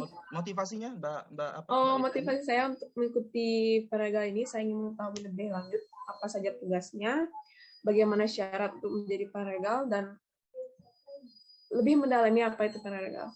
Siap. Terima kasih. Terima kasih Mbak Ida Ayu. Jadi saat ini masih klasemen ya, masih di atas klasemen, masih konsentrasi pidana ya. Masih rata-rata masih konsentrasi pidana.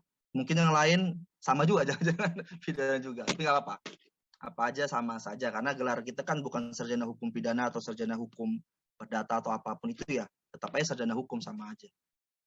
Gitu. Mungkin selanjutnya ke Mbak Nimade Ratna Pratiwi. Silakan Mbak Ratna, dari aktif ya, juga. Pak. Silakan, perkenalkan. Perkenalkan, nama saya Nimade Ratna Pratiwi, bisa dipanggil Ratna. Saya berasal dari Tabanan, tapi tinggal di Denpasar. Sekarang saya semester 7, konsentrasi saya di hukum pidana. Motivasi saya mengikuti diklat paralegal ini yaitu ingin lebih memahami paralegal dan ingin mengetahui pelaksanaan paralegal di masyarakat. Siap, terima kasih Mbak Ratna ya panggilannya. Iya Pak. Siap, masih hukum pidana. Berarti ini jangan-jangan teman sekelas semua ini jangan. Iya Pak, rata-rata semua teman sekelas. Iya. Ya siap, terima kasih Mbak Ratna dan lainnya. Kemudian Mbak Ayu Ratih Indra apa nih? Indra apa Indri ya? Nggak kebaca jelas di sini. Ya Mbak Ayu silakan yang 18 10 12 12 02.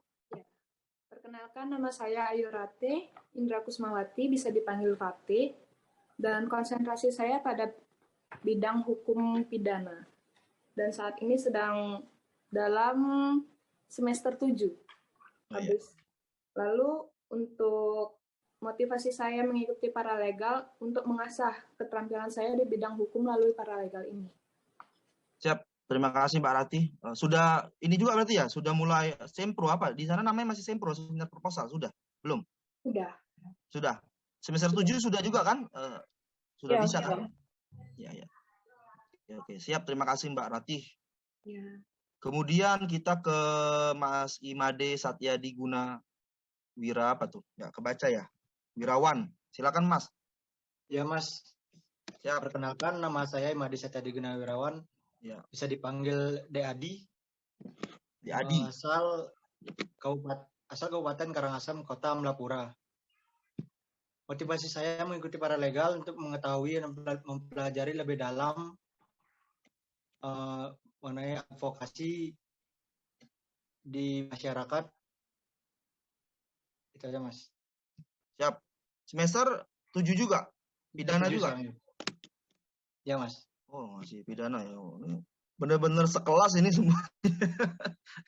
Oke, gak apa-apa ya. Mungkin dan selanjutnya ya keaktifannya di organisasi juga ya mungkin ya, nanti tambahin juga selain pengalaman juga keaktifan di organisasi kan banyak ya, sama juga ya mungkin ada BEM ya, ada BEM, kemudian ada apa lagi ya, kalau saya dulu di Brawijaya itu ada apa namanya, ada Forma PK, jadi Forum Mahasiswa Hukum Peduli Keadilan, itu aktif di pengadilan, kami sering ke pengadilan, kepolisian, intinya advokasi lah dulu. Mungkin teman-teman bisa menambahkan pengalamannya, diceritakan ke saya juga ya aktif di mana juga. Oke, selanjutnya ke Mas Iputu Ardian ya. Silakan Mas, perkenalkan dirinya. Baik, terima kasih. Perkenalkan, nama saya Iputu Ardian Eka Saputra. Saya berasal dari Kota Bangli. Konsentrasi saya sekarang pada bidang hukum adat. Hukum adat, wow. Siap. Semester 7 juga ya? Ya, semester 7. Motivasinya apa? Untuk mendalami paralegal dan menambah pengalaman. Siap. Ada aktif organisasi, Mas. Panggilan siapa tadi? Ardian ya berarti ya panggilannya? Ya, Ardian aja. Mas Ardian aktif di mana? Organisasi? Di kampus apa di mana ada aktif? Kalau di kampus enggak sih, kalau di masyarakat aja. Oh gitu. Ya. Di komunitas. Karang Taruna, ya. Karang Taruna ya? Ya. Oh ya, siap. Terima kasih Mas Ardian. Jadi Mas Ardian ini semoga ada teman yang lain ya, yang di hukum adat, dari hukum adat juga ya. Jadi Mas Ardian ini dari konsentrasi hukum adat. Jadi nulis skripsinya berarti tentang hukum adat ya Mas. Itu termasuk konsentrasi yang jarang ya. Mungkin saya tebak juga ya. Mungkin di Unwar agak sedikit ya hukum adat, yang satu kelas paling berapa orang ya? Ya Pak, jarang Pak. Jarang kan? Paling 5 orang ya paling. Ya. Iya. Cukup jarang. Siap. Terima kasih Mas Ardian. Baik. Ya. Kemudian selanjutnya ke Mas Adi Permana Agung. Silakan Mas. Baik, perkenalkan nama saya Adi Permana Agung, asal dari Tabanan, tinggal di Denpasar. Kameranya agak turun dikit Mas, biar kelihatan. Biar kelihatan yang lainnya. Jurusan saya sekarang di Hukum Perdata, mahasiswa semester 7. Perdata. Perdata apa? Bisnis apa perdata murni? Dibagi kan masih kan ada? Saya di bidang hukum perdata ya. Perdata aja kalau di luar ya? Ya. Nggak ada pembagian lagi ya? Ya ada. Oh, gitu. Motivasinya Mas? Motivasinya mengikuti paralegal ini ingin mengetahui peran dan fungsi paralegal dalam memberi bantuan dalam masyarakat. Sekian ya. Siap. Aktif di organisasi? Sekarang udah enggak. Udah enggak ya? Udah semester 7 ya? Ya. Siap, terima kasih panggilannya. Ya, Permana apa Agung? Panggilnya Adi ya. Adi ya. Adi, terima kasih Adi ya. Ya.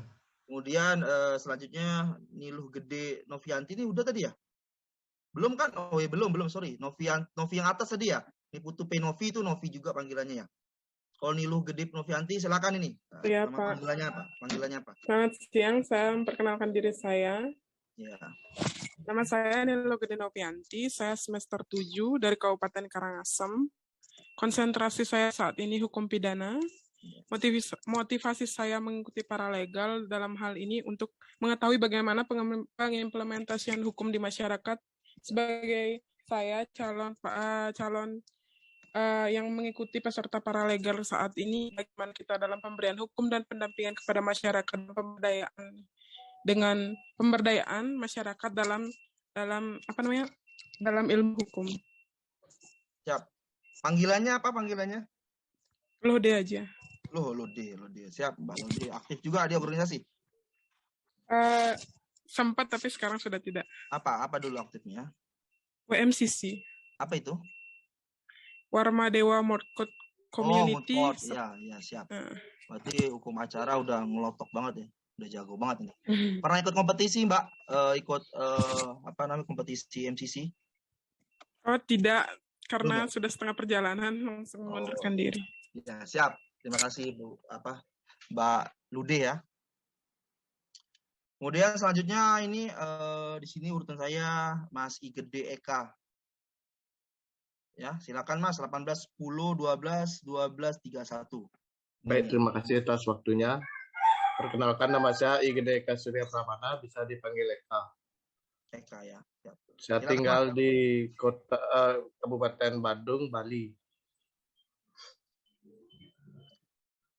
Jurusan saya saat ini tindak pidana. Ya, motivasinya? Motivasi saya ingin mencari wawasan baru, ingin mengetahui bagaimana paralegal itu keberadaannya sama apa tujuannya. Oke, siap. Terima kasih. Beli Eka ya. Eka apa Surya panggilannya?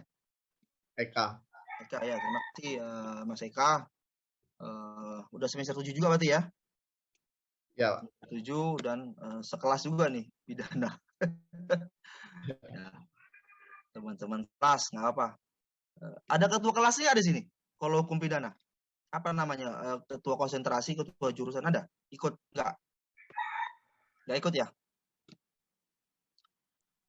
Baiklah, nanti kita bahas lagi ya. Kemudian Yoga Pratama ya di sini ya. Silakan Mas Yoga. Selamat siang, Om Swastiastu, Assalamualaikum warahmatullahi wabarakatuh. Perkenalkan, nama saya Iwayan Yoga Pratama Putra. Saya berasal dari Desa Carangsari, Kabupaten Badung. Saat ini saya mahasiswa aktif Fakultas Hukum Universitas Dharma Dewa semester 7. Adapun memang motivasi saya untuk mengikuti paralegal ini, salah satunya minimal untuk mengetahui bagaimana peran atau fungsi yang berkaitan dengan paralegal.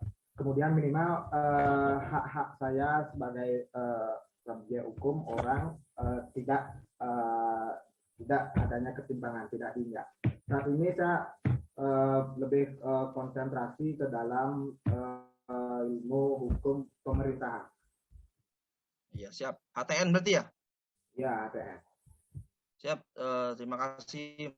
Aktif juga nih, biasanya HTN lumayan aktif di organisasi biasanya. Kebetulan saya kalau di dalam organisasi di internal kampus saya ikut WMCC juga, saya seperti dibilang teman tadi Novi. Namun saya lebih aktif di eksternal luar kampus. Saya menjadi di Bawaslu, menjadi kader pengawasan partisipatif. Yes, mantap. Keren. Siap, terima kasih Mas Mas Yoga ya panggilannya ya. Oke, Beli Yoga boleh. Beli Yoga, siap. Terima kasih Beli Yoga, semester 7 pidana ya. Pidana. Ya. Semester 7 ATN ya. Ya, ATN. Terima kasih. Kemudian selanjutnya Nimade Ratna Pratiwi. Ya, belum nih kan? Ya, Pak. Ya. Belum perkenalan kan? Udah tadi Mbak Ratna ya? Udah, Pak. Oh, sorry. Sorry. Yang belum nih kayaknya Mas Agus ya, Mas Agus Wijat Maja nih. Iya Pak, Belum saya nih. Pak. Ya, silakan Mas Ya. Agus. Nama saya Agus Wijat Maja, asal saya dari Gianyar. Konsentrasi saya hukum pidana semester 7. Motivasinya Mas Agus? Motivasinya mencari pengalaman, Pak. Ya, mantap. Terima kasih Bli Agus. Kalau cowok kan Bli ya. Kalau cewek apa panggilnya biasanya di Bali? Mbak juga apa kakak? Gimana Bli Agus? G biasanya. G ya. Oh, ya. Balik ya G. G ya. Oke, terima kasih Bli Agus. Ya. Selanjutnya G ini ya, G Gusti Ayu Agung Waitarini. Belum kan tadi? Sudah, Pak. Oh, Mbak Ita tadi ya. Ini udah semua dong, yang 3 cowok-cowok berarti, tinggal yang Gabriel Tantowi belum nih. Silakan. Silakan Bli Gabriel. Iya, Pak. Saya, Pak. Silakan. Perkenalkan, nama saya Gabriel Tantowi Situmorang, biasa dipanggil L. Iya. Asal dari Medan. Saya ngambil jurusan konsentrasi hukum perdata, Pak. Oh, ya. Baru pengajuan judul kemarin. Wis, mantap. Belum Kalau sempro berarti ya? Belum, Pak. Ya. Baru ngambil saya. Siap. Motivasinya? Motivasi ikut paralegal ya, tahun sama pengalaman doang sih, Pak. Iya, harus banyak pengalaman ya, soalnya jauh-jauh nih dari Medan ya. Cukup Iya, Pak. jauh. Medan ke Bali itu ada berapa pulau dilewatin tuh? Pulau Jawa, Ya, Pulau Madura ya, Lombok dulu ya. Bali dulu ya, baru Lombok ya. Enggak, Pak. Iya. Ya, siap. Terima kasih. Kemudian yang belum di sini siapa lagi belum ya? Yang belum siapa ya? IGD Dedi belum ya? Jian Bawazir ya belum ya? Jian Iya, dulu deh. saya belum, Jian Pak. Bawazir. Iya. Ya. Siap. Silakan Mbak Zian. Ya, selamat pagi semuanya. Perkenalkan, nama saya Jihan Bawazir. Saya berasal dari Denpasar. Sekarang saya sedang menuju semester 6. Motivasi saya untuk mengikuti paralegal ini pasti untuk menambah wawasan. Diharapkan dengan wawasan yang dapat dari pelatihan paralegal ini dapat edukasi masyarakat yang ada di sekitar lingkungan saya lah, terutama itu, Pak.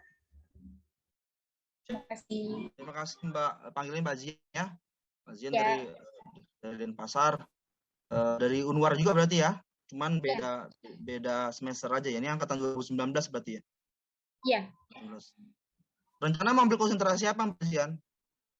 Insya Allah kalau masih ini sih mau ke hukum pidana, Pak. Iya. Ini banyak seniornya di sini. Ya. Baik. Perkenalkan, nama saya Dedi Purnawan. Saya asli Bali, dari Karangasem. Iya. Saya Ini semester 7 juga ya? Angkatan 2008. Iya, semester 7 saya. Konsentrasinya? Semester 7, konsentrasinya saya hukum pidana, Pak. Siap. Motivasinya apa, Mas? Saya mau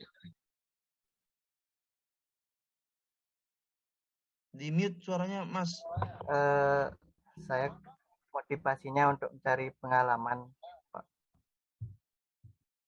Oke. Siap. Apa, santai aja. Terima kasih Beli Dedi ya panggilannya paling. Dedi ya, Pak.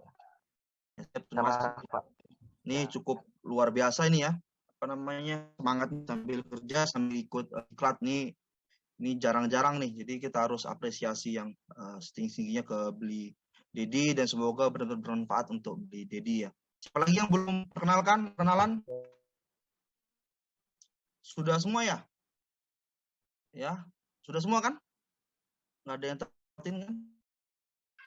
Ya, dalam sesi ini belum, Pak. Apa? Putu Gede Premasena itu belum, Pak. Oh iya, ya silakan. Beli Putu Gede Premasena. Halo, beli Putu Ya, Gede. Pak. Ya silakan perkenalkan dirinya.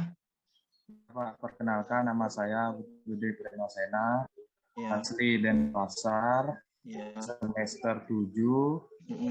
Saat ini fokus mengambil hukum perlindungan konsumen karena sempat mengajukan judul soalnya tentang perlindungan konsumen judul saya. Perdata ya itu masuk kalau di sana ya? Perlindungan konsumen, Pak. Oh, ada. Konsentrasi perlindungan konsumen.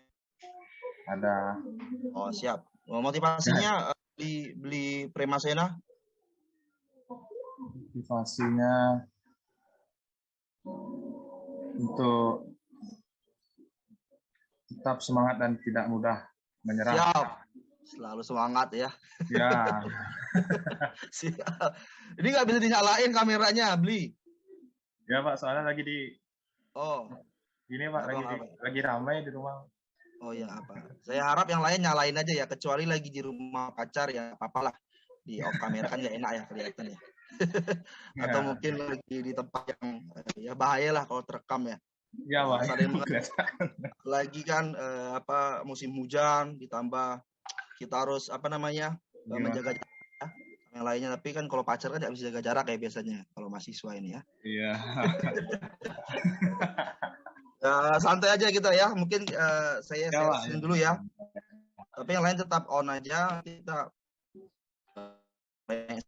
sharing aja lah. Sesi saya Bu moderator. Oh sorry. Ini Bu moderatornya kok belum perkenalan juga nih kan? Nggak seru ya kalau nggak.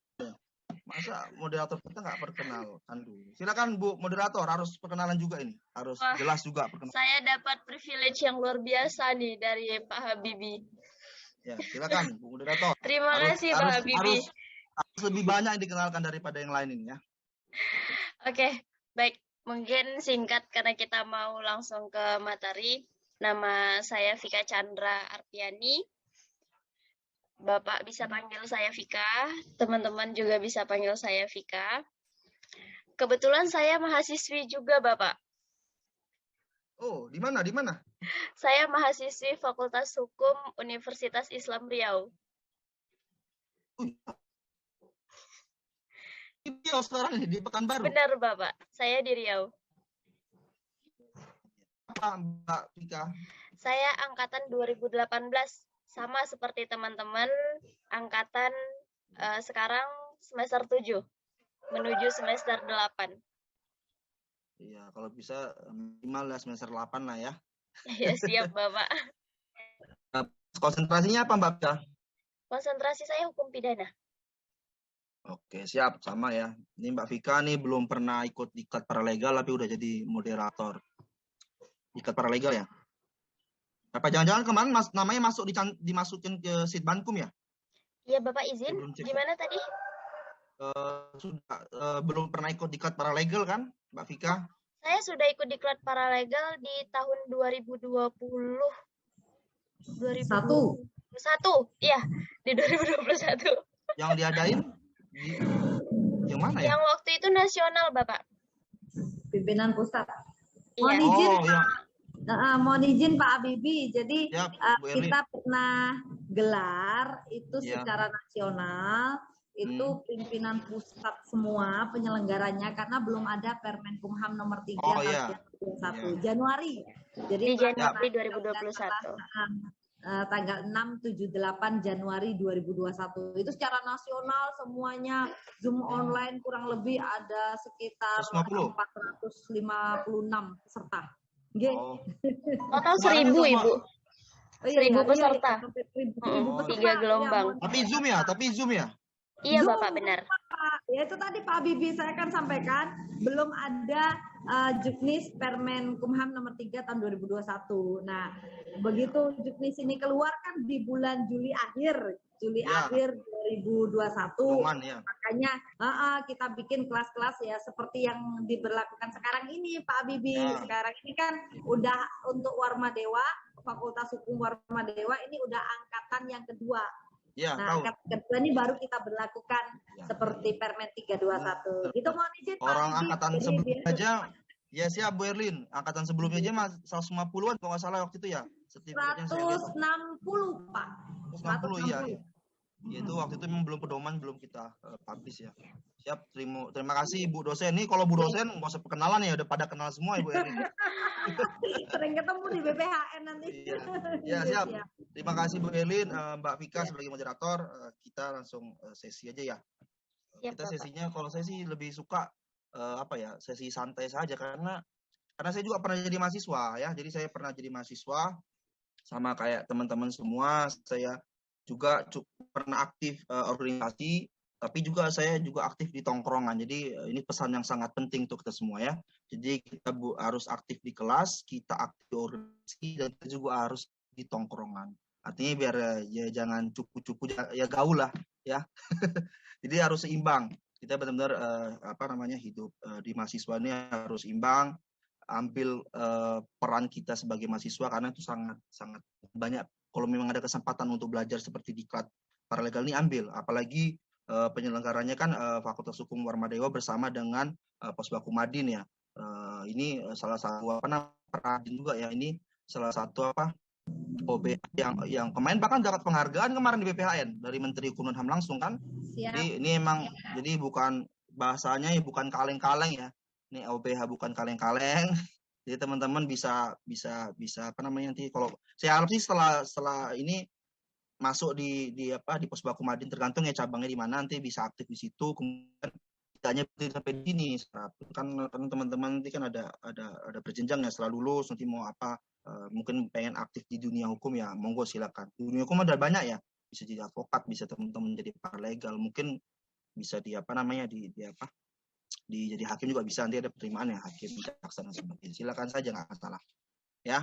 Jadi kita santai saja teman-teman. Saya share screen. Sudah bisa kan saya share screen-nya? Sudah Bapak.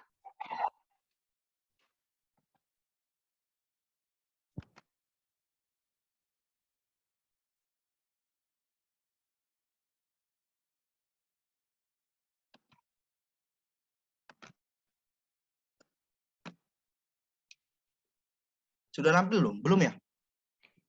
Sudah. Sudah. Tapi belum terbuka, masih loading, Bapak. Oh iya.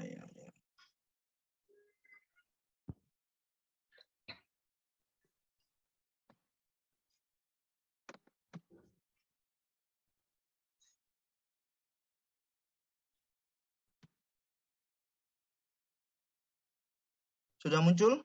Sudah. Teman-teman? Siap, terima kasih, kita langsung mulai saja. Ini waktu saya sampai jam berapa? Jam 13.00 WITA ya? Iya ya. Mohon izin Pak Bibi, sebenarnya jam 12 WITA. Oh iya, nggak apa-apa, santai ya, kita cepat saja, santai. Oke, siap Pak Bibi, monggo dilanjut. Ya, terima kasih. Ini materi kita pada hari ini pengatur hukum dan demokrasi. Jadi saya sedikit sebenarnya ini kan materi yang kita semua mahasiswa pernah dapatin ya. Bisa bisa di PIH, pengantar ilmu hukum, atau PHI ya, pengantar hukum Indonesia. Itu salah satu materi pelajaran atau materi kuliah wajib kita ketika kita mahasiswa ya. Nah, jadi saya sedikit ceritakan kenapa kami memasukkan di kurikulum paralegal wajib pengantar hukum dan demokrasi, baik itu di pedoman kita aturan turunan dari Permenkumham nomor 3 tahun 2021. Kenapa? Karena sampai saat ini kita tidak mewajibkan paralegal itu bergelar sarjana hukum. Beda dengan advokat ya, beda dengan advokat harus PKPA, harus usia sekian, 25, nanti magang 2 tahun dan dia harus bergelar sarjana hukum. Beda dengan paralegal. Paralegal ini dia bisa tidak sarjana hukum. Mungkin kayak teman-teman saat ini masih mahasiswa itu bisa menjadi paralegal. Atau mungkin dia lulusan SMA dia bisa jadi paralegal. Syaratnya kita masih menyaratkan syaratnya masih yang penting paralegal memiliki kompetensi. Kompetensinya dapat apa? Salah satunya kita lihat dari ikut dan lulus diklat ini, pendidikan dan pelatihan paralegal. Nah, salah satu alasan kami masukkan materi dasar ini pengantar hukum dan demokrasi karena tadi tidak semua paralegal itu bergelar sarjana hukum. Jadi walaupun ia tidak bergelar sarjana hukum, tapi dia harus tahu materi dasar tentang hukum kita. Jadi nanti ada banyak lagi selanjutnya, ada bantuan hukum dan advokasi dan selanjutnya ya. Keparalegalan tadi sudah ya Pak, tadi pagi ya Pak Masan ya. dan hak asasi manusia. Ini penting sekali materi-materi dasar yang saya rasa di sini teman-teman mungkin yang apa namanya, yang juga sebagai mahasiswa bahkan bukan maba ya, udah semester 7 malah rata-rata, ini tentu materi yang udah di luar kepala ya. Jangan di luar kepala ya, di dalam kepala ya. Jadi materi yang udah benar dari kita maba lah ya materi ini. Jadi isinya itu banyak dapat menjadi tentang negara hukum dan sebagainya. Jadi ini materi dasar. Nah, saya lebih cepat, saya singkat saja. Jadi teman Bu Moderator, suara saya masuk jelas kan, dan materi saya masuk juga ya tampilannya. Gak ada masalah ya sama sinyal? Jelas Bapak suaranya. Ya, terima kasih Mbak Vika. Jadi kita masuk tentang saat ini materi dasar sekali, sedikit mengulang bagi teman-teman yang sudah mendapatkan materi perkuliahan PIH, pengantar ilmu hukum, dan PHI ya, sama mungkin ya pengantar hukum. Jadi saya yakin materi itu sama di mana-mana pun, di Fakultas Hukum, di universitas manapun. Karena saya pun, bahkan saya ketika ambil S2, cuma namanya berbeda ya, kalau S2 kan lebih fokus lagi. Ketika saya di UI, di S2 ambil tuh ya, banyak juga beberapa mata kuliah dasar sedikit mengulang lagi sama. Nah, mengenai negara hukum ini sebenarnya sangat erat kita kaitkan dengan nomokrasi ya. Nomokrasi itu diambil dari dua kata, nomos dan kratos. Nomos itu norma, simpelnya kita memahami nomos itu norma atau hukum itu sendiri ya, itu nomos. Kemudian kratos yang berarti kekuasaan. Nah, simpelnya nomokrasi atau negara hukum ini adalah negara yang mengedepankan segala kebijakannya atau segala tindakannya berdasarkan hukum. Jadi negara hukum atau demokrasi ini adalah merupakan faktor penentu dalam penyelenggaraan kekuasaan negara adalah aturan atau norma hukum itu sendiri. Jadi makanya kenapa disebut negara hukum. Nanti kita akan bahas di slide selanjutnya apakah kita negara Indonesia masuk dalam negara hukum atau tidak. Jadi demokrasi ini benar-benar merupakan ide tentang kedaulatan hukum atau prinsip hukum sebagai kekuasaan tertinggi. Dan ini sebenarnya banyak di Amerika, misalnya di pendapatnya dari AVDC, mereka bahkan mengatakan ada istilah the rule of the law and of man. Jadi bisa dikatakan bahwa sesungguhnya yang dianggap sebagai pemimpin adalah hukum itu sendiri, bukan orang. Nah, ini bisa kita analogikan, bisa kita logikakan simple dalam apa namanya, the rule of law and not of man ini artinya gini. Jadi misalnya kita di Indonesia ini saat ini kan pemimpin atau misalnya kita sebut saja presiden dan wakil presiden itu memimpin satu negara sampai gubernur ya, gubernur atau wali kota atau bupati itu memimpin hanya maksimal 5 tahun satu periode. Jika dia bisa dapat 2 periode berarti kan 10 tahun ya, jika tidak ada masalah dan sebagainya. Nah, konsep negara hukum ketika pergantian kepemimpinan, pergantian orang yang memimpin pada suatu sistem pada satu negara, misalnya kita Indonesia, itu tidak memiliki pengaruh yang besar terhadap sistem hukumnya. Kenapa?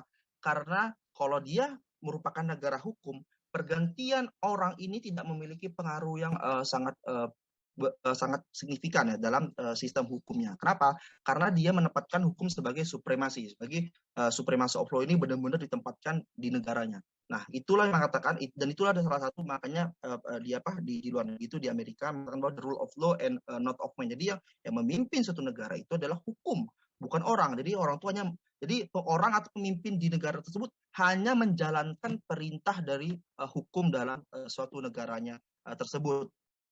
Jadi itulah tentang negara hukum. Lantas kalau kita lihat bagaimana sejarah pemikiran negara hukum itu sendiri.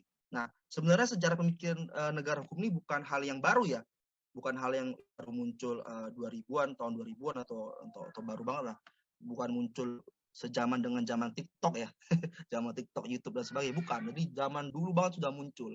Nah, jadi misalnya kita bisa lihat pada zaman Yunani kuno ada filsuf ya, namanya Plato. Dia mengatakan dia mengatakan pendapat ini dalam bukunya ya, bukan dalam sosial medianya karena waktu itu juga belum ada sosial media ya. Jadi ia mengatakan bahwa untuk mewujudkan negara yang ideal bagi Plato nih ya, untuk mencapai kebaikan yang berintikan kebaikan, maka harus dipimpin oleh orang yang mengetahui kebaikan itu sendiri. Jadi simpelnya si Plato ini mengatakan kalau negara itu pengen baik, maka yang memimpin harus baik. Nah, pertanyaan siapa yang harus memimpin?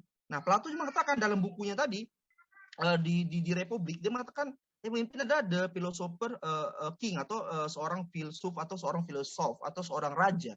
Jadi dia mengatakan kalau negara kita mau baik, mau bagus, harus dipimpin oleh yang ngerti kebaikan. Tapi dia membatasin, yang mengerti kebaikan itu tidak semua orang, hanya segelintir. Segelintir itu siapa? Ya filsuf, kemudian hanya raja. Dan ini tentu sangat tidak sesuai dengan konsep negara hukum modern saat ini. Bahkan Plato sendiri yang membantah statementnya juga di pernyataan dia sendiri dalam bukunya selanjutnya. Itu di statement dan bukunya itu The Law. Nah, Plato mengatakan bahwa yang dapat diwujudkan dalam bentuk yang paling baik yaitu menempatkan supremasi hukum. Nah, Plato akhirnya membantah pemikirannya sendiri dalam buku sebelumnya yang mengatakan bahwa yang memimpin itu harusnya orang lah ya. Dalam artian segelintir orang, filsuf atau raja. Nah, dan dia membantah sendiri bahwa tidak. Ibu selanjutnya yang memimpin dalam suatu, kalau kita pengen membentuk suatu negara yang baik, maka yang memimpin itu adalah harus hukum, atau kita harus menempatkan supremasi hukum pada tempat yang baik di satu sistem negara kita. Jadi kenapa hal itu dilakukan? Kenapa? Baginya pemerintahan yang mampu mencegah kemerosotan kekuasaan seorang adalah pemerintahan oleh hukum. Nah, itu pendapat Plato, dan ini juga sejalan dengan pendapatnya Aristoteles di zaman dulu juga ya.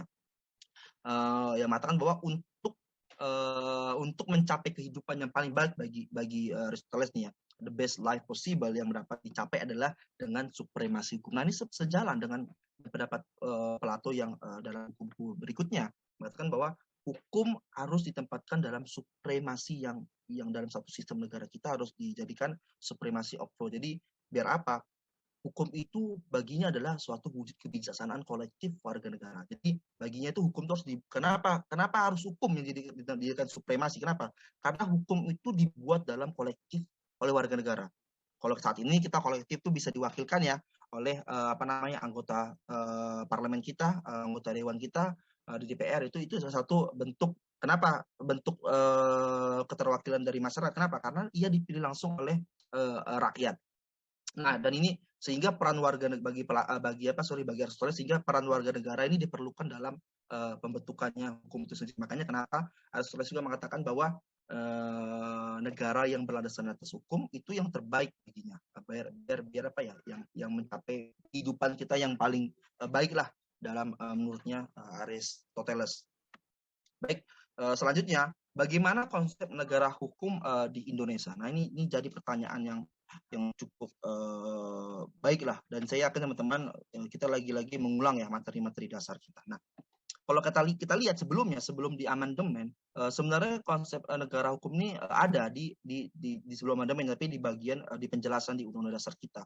Jadi kita sedikit mengulang bahwa Indonesia itu pernah mengamandemen konstitusinya, mengamandemen Undang-Undang Dasarnya itu pada tahun 99, itu yang pertama, kemudian tahun 2000 yang kedua, 2001 yang ketiga, kemudian tahun 2002 yang keempat. Dan saat ini kita masih melakukan amandemen atau perubahan Undang-Undang Dasar yang keempat kali.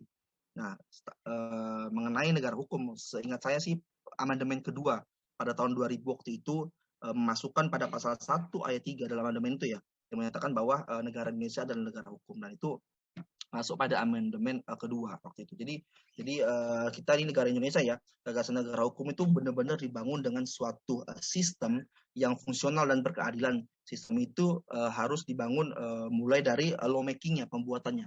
Ini sejalan juga dengan katanya tadi Aristoteles ya. Jadi dalam pembuatannya harus benar-benar hukum itu dibuat dengan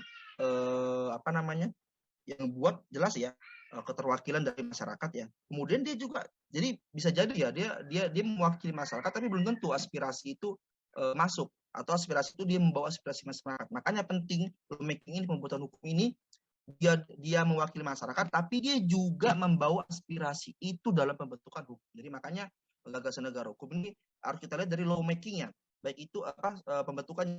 Nah, juga harus kita lihat dengan law enforcement-nya.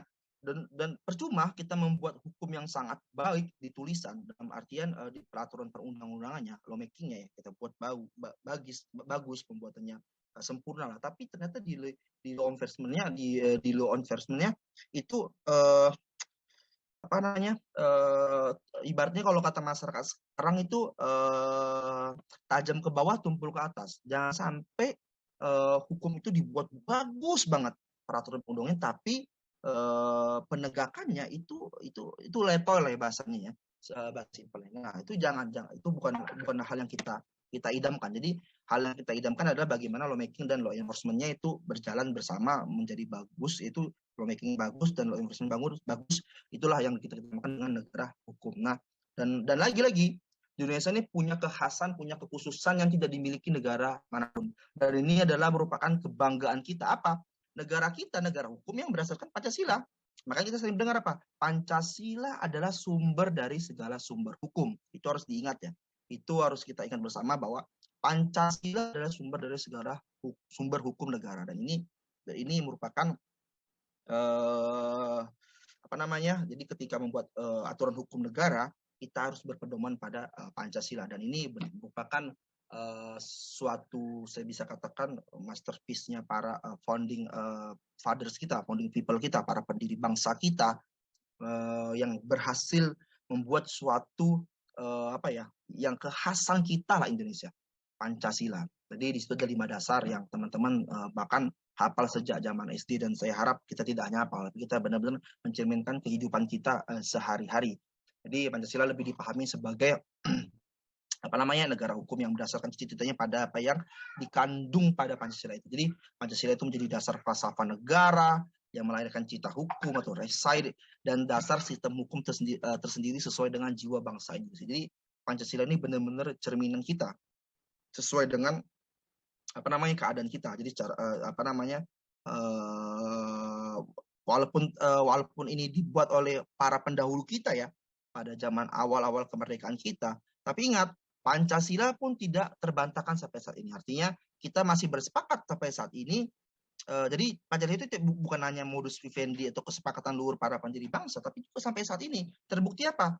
Jadi pada waktu perubahan atau amandemen yang pertama Undang-Undang Dasar kita ya, pada sidang umum MPR tahun 1999 yang pertama ya, terjadi kesepakatan, itu dari generasi kita ya, kesepakatan tidak akan mengubah Pancasila dan pembukaan Undang-Undang Dasar negara Indonesia tahun 1945. Jadi benar kita mengamandemen sampai ke 4.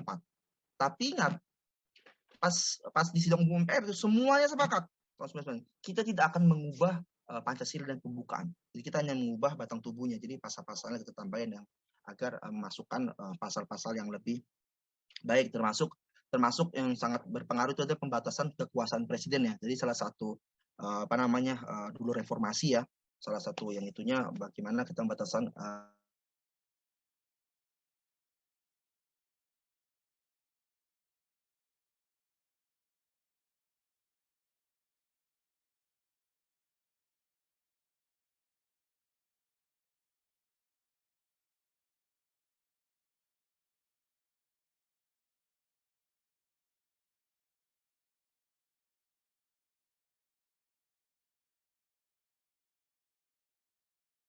Kementerian Kehakiman itu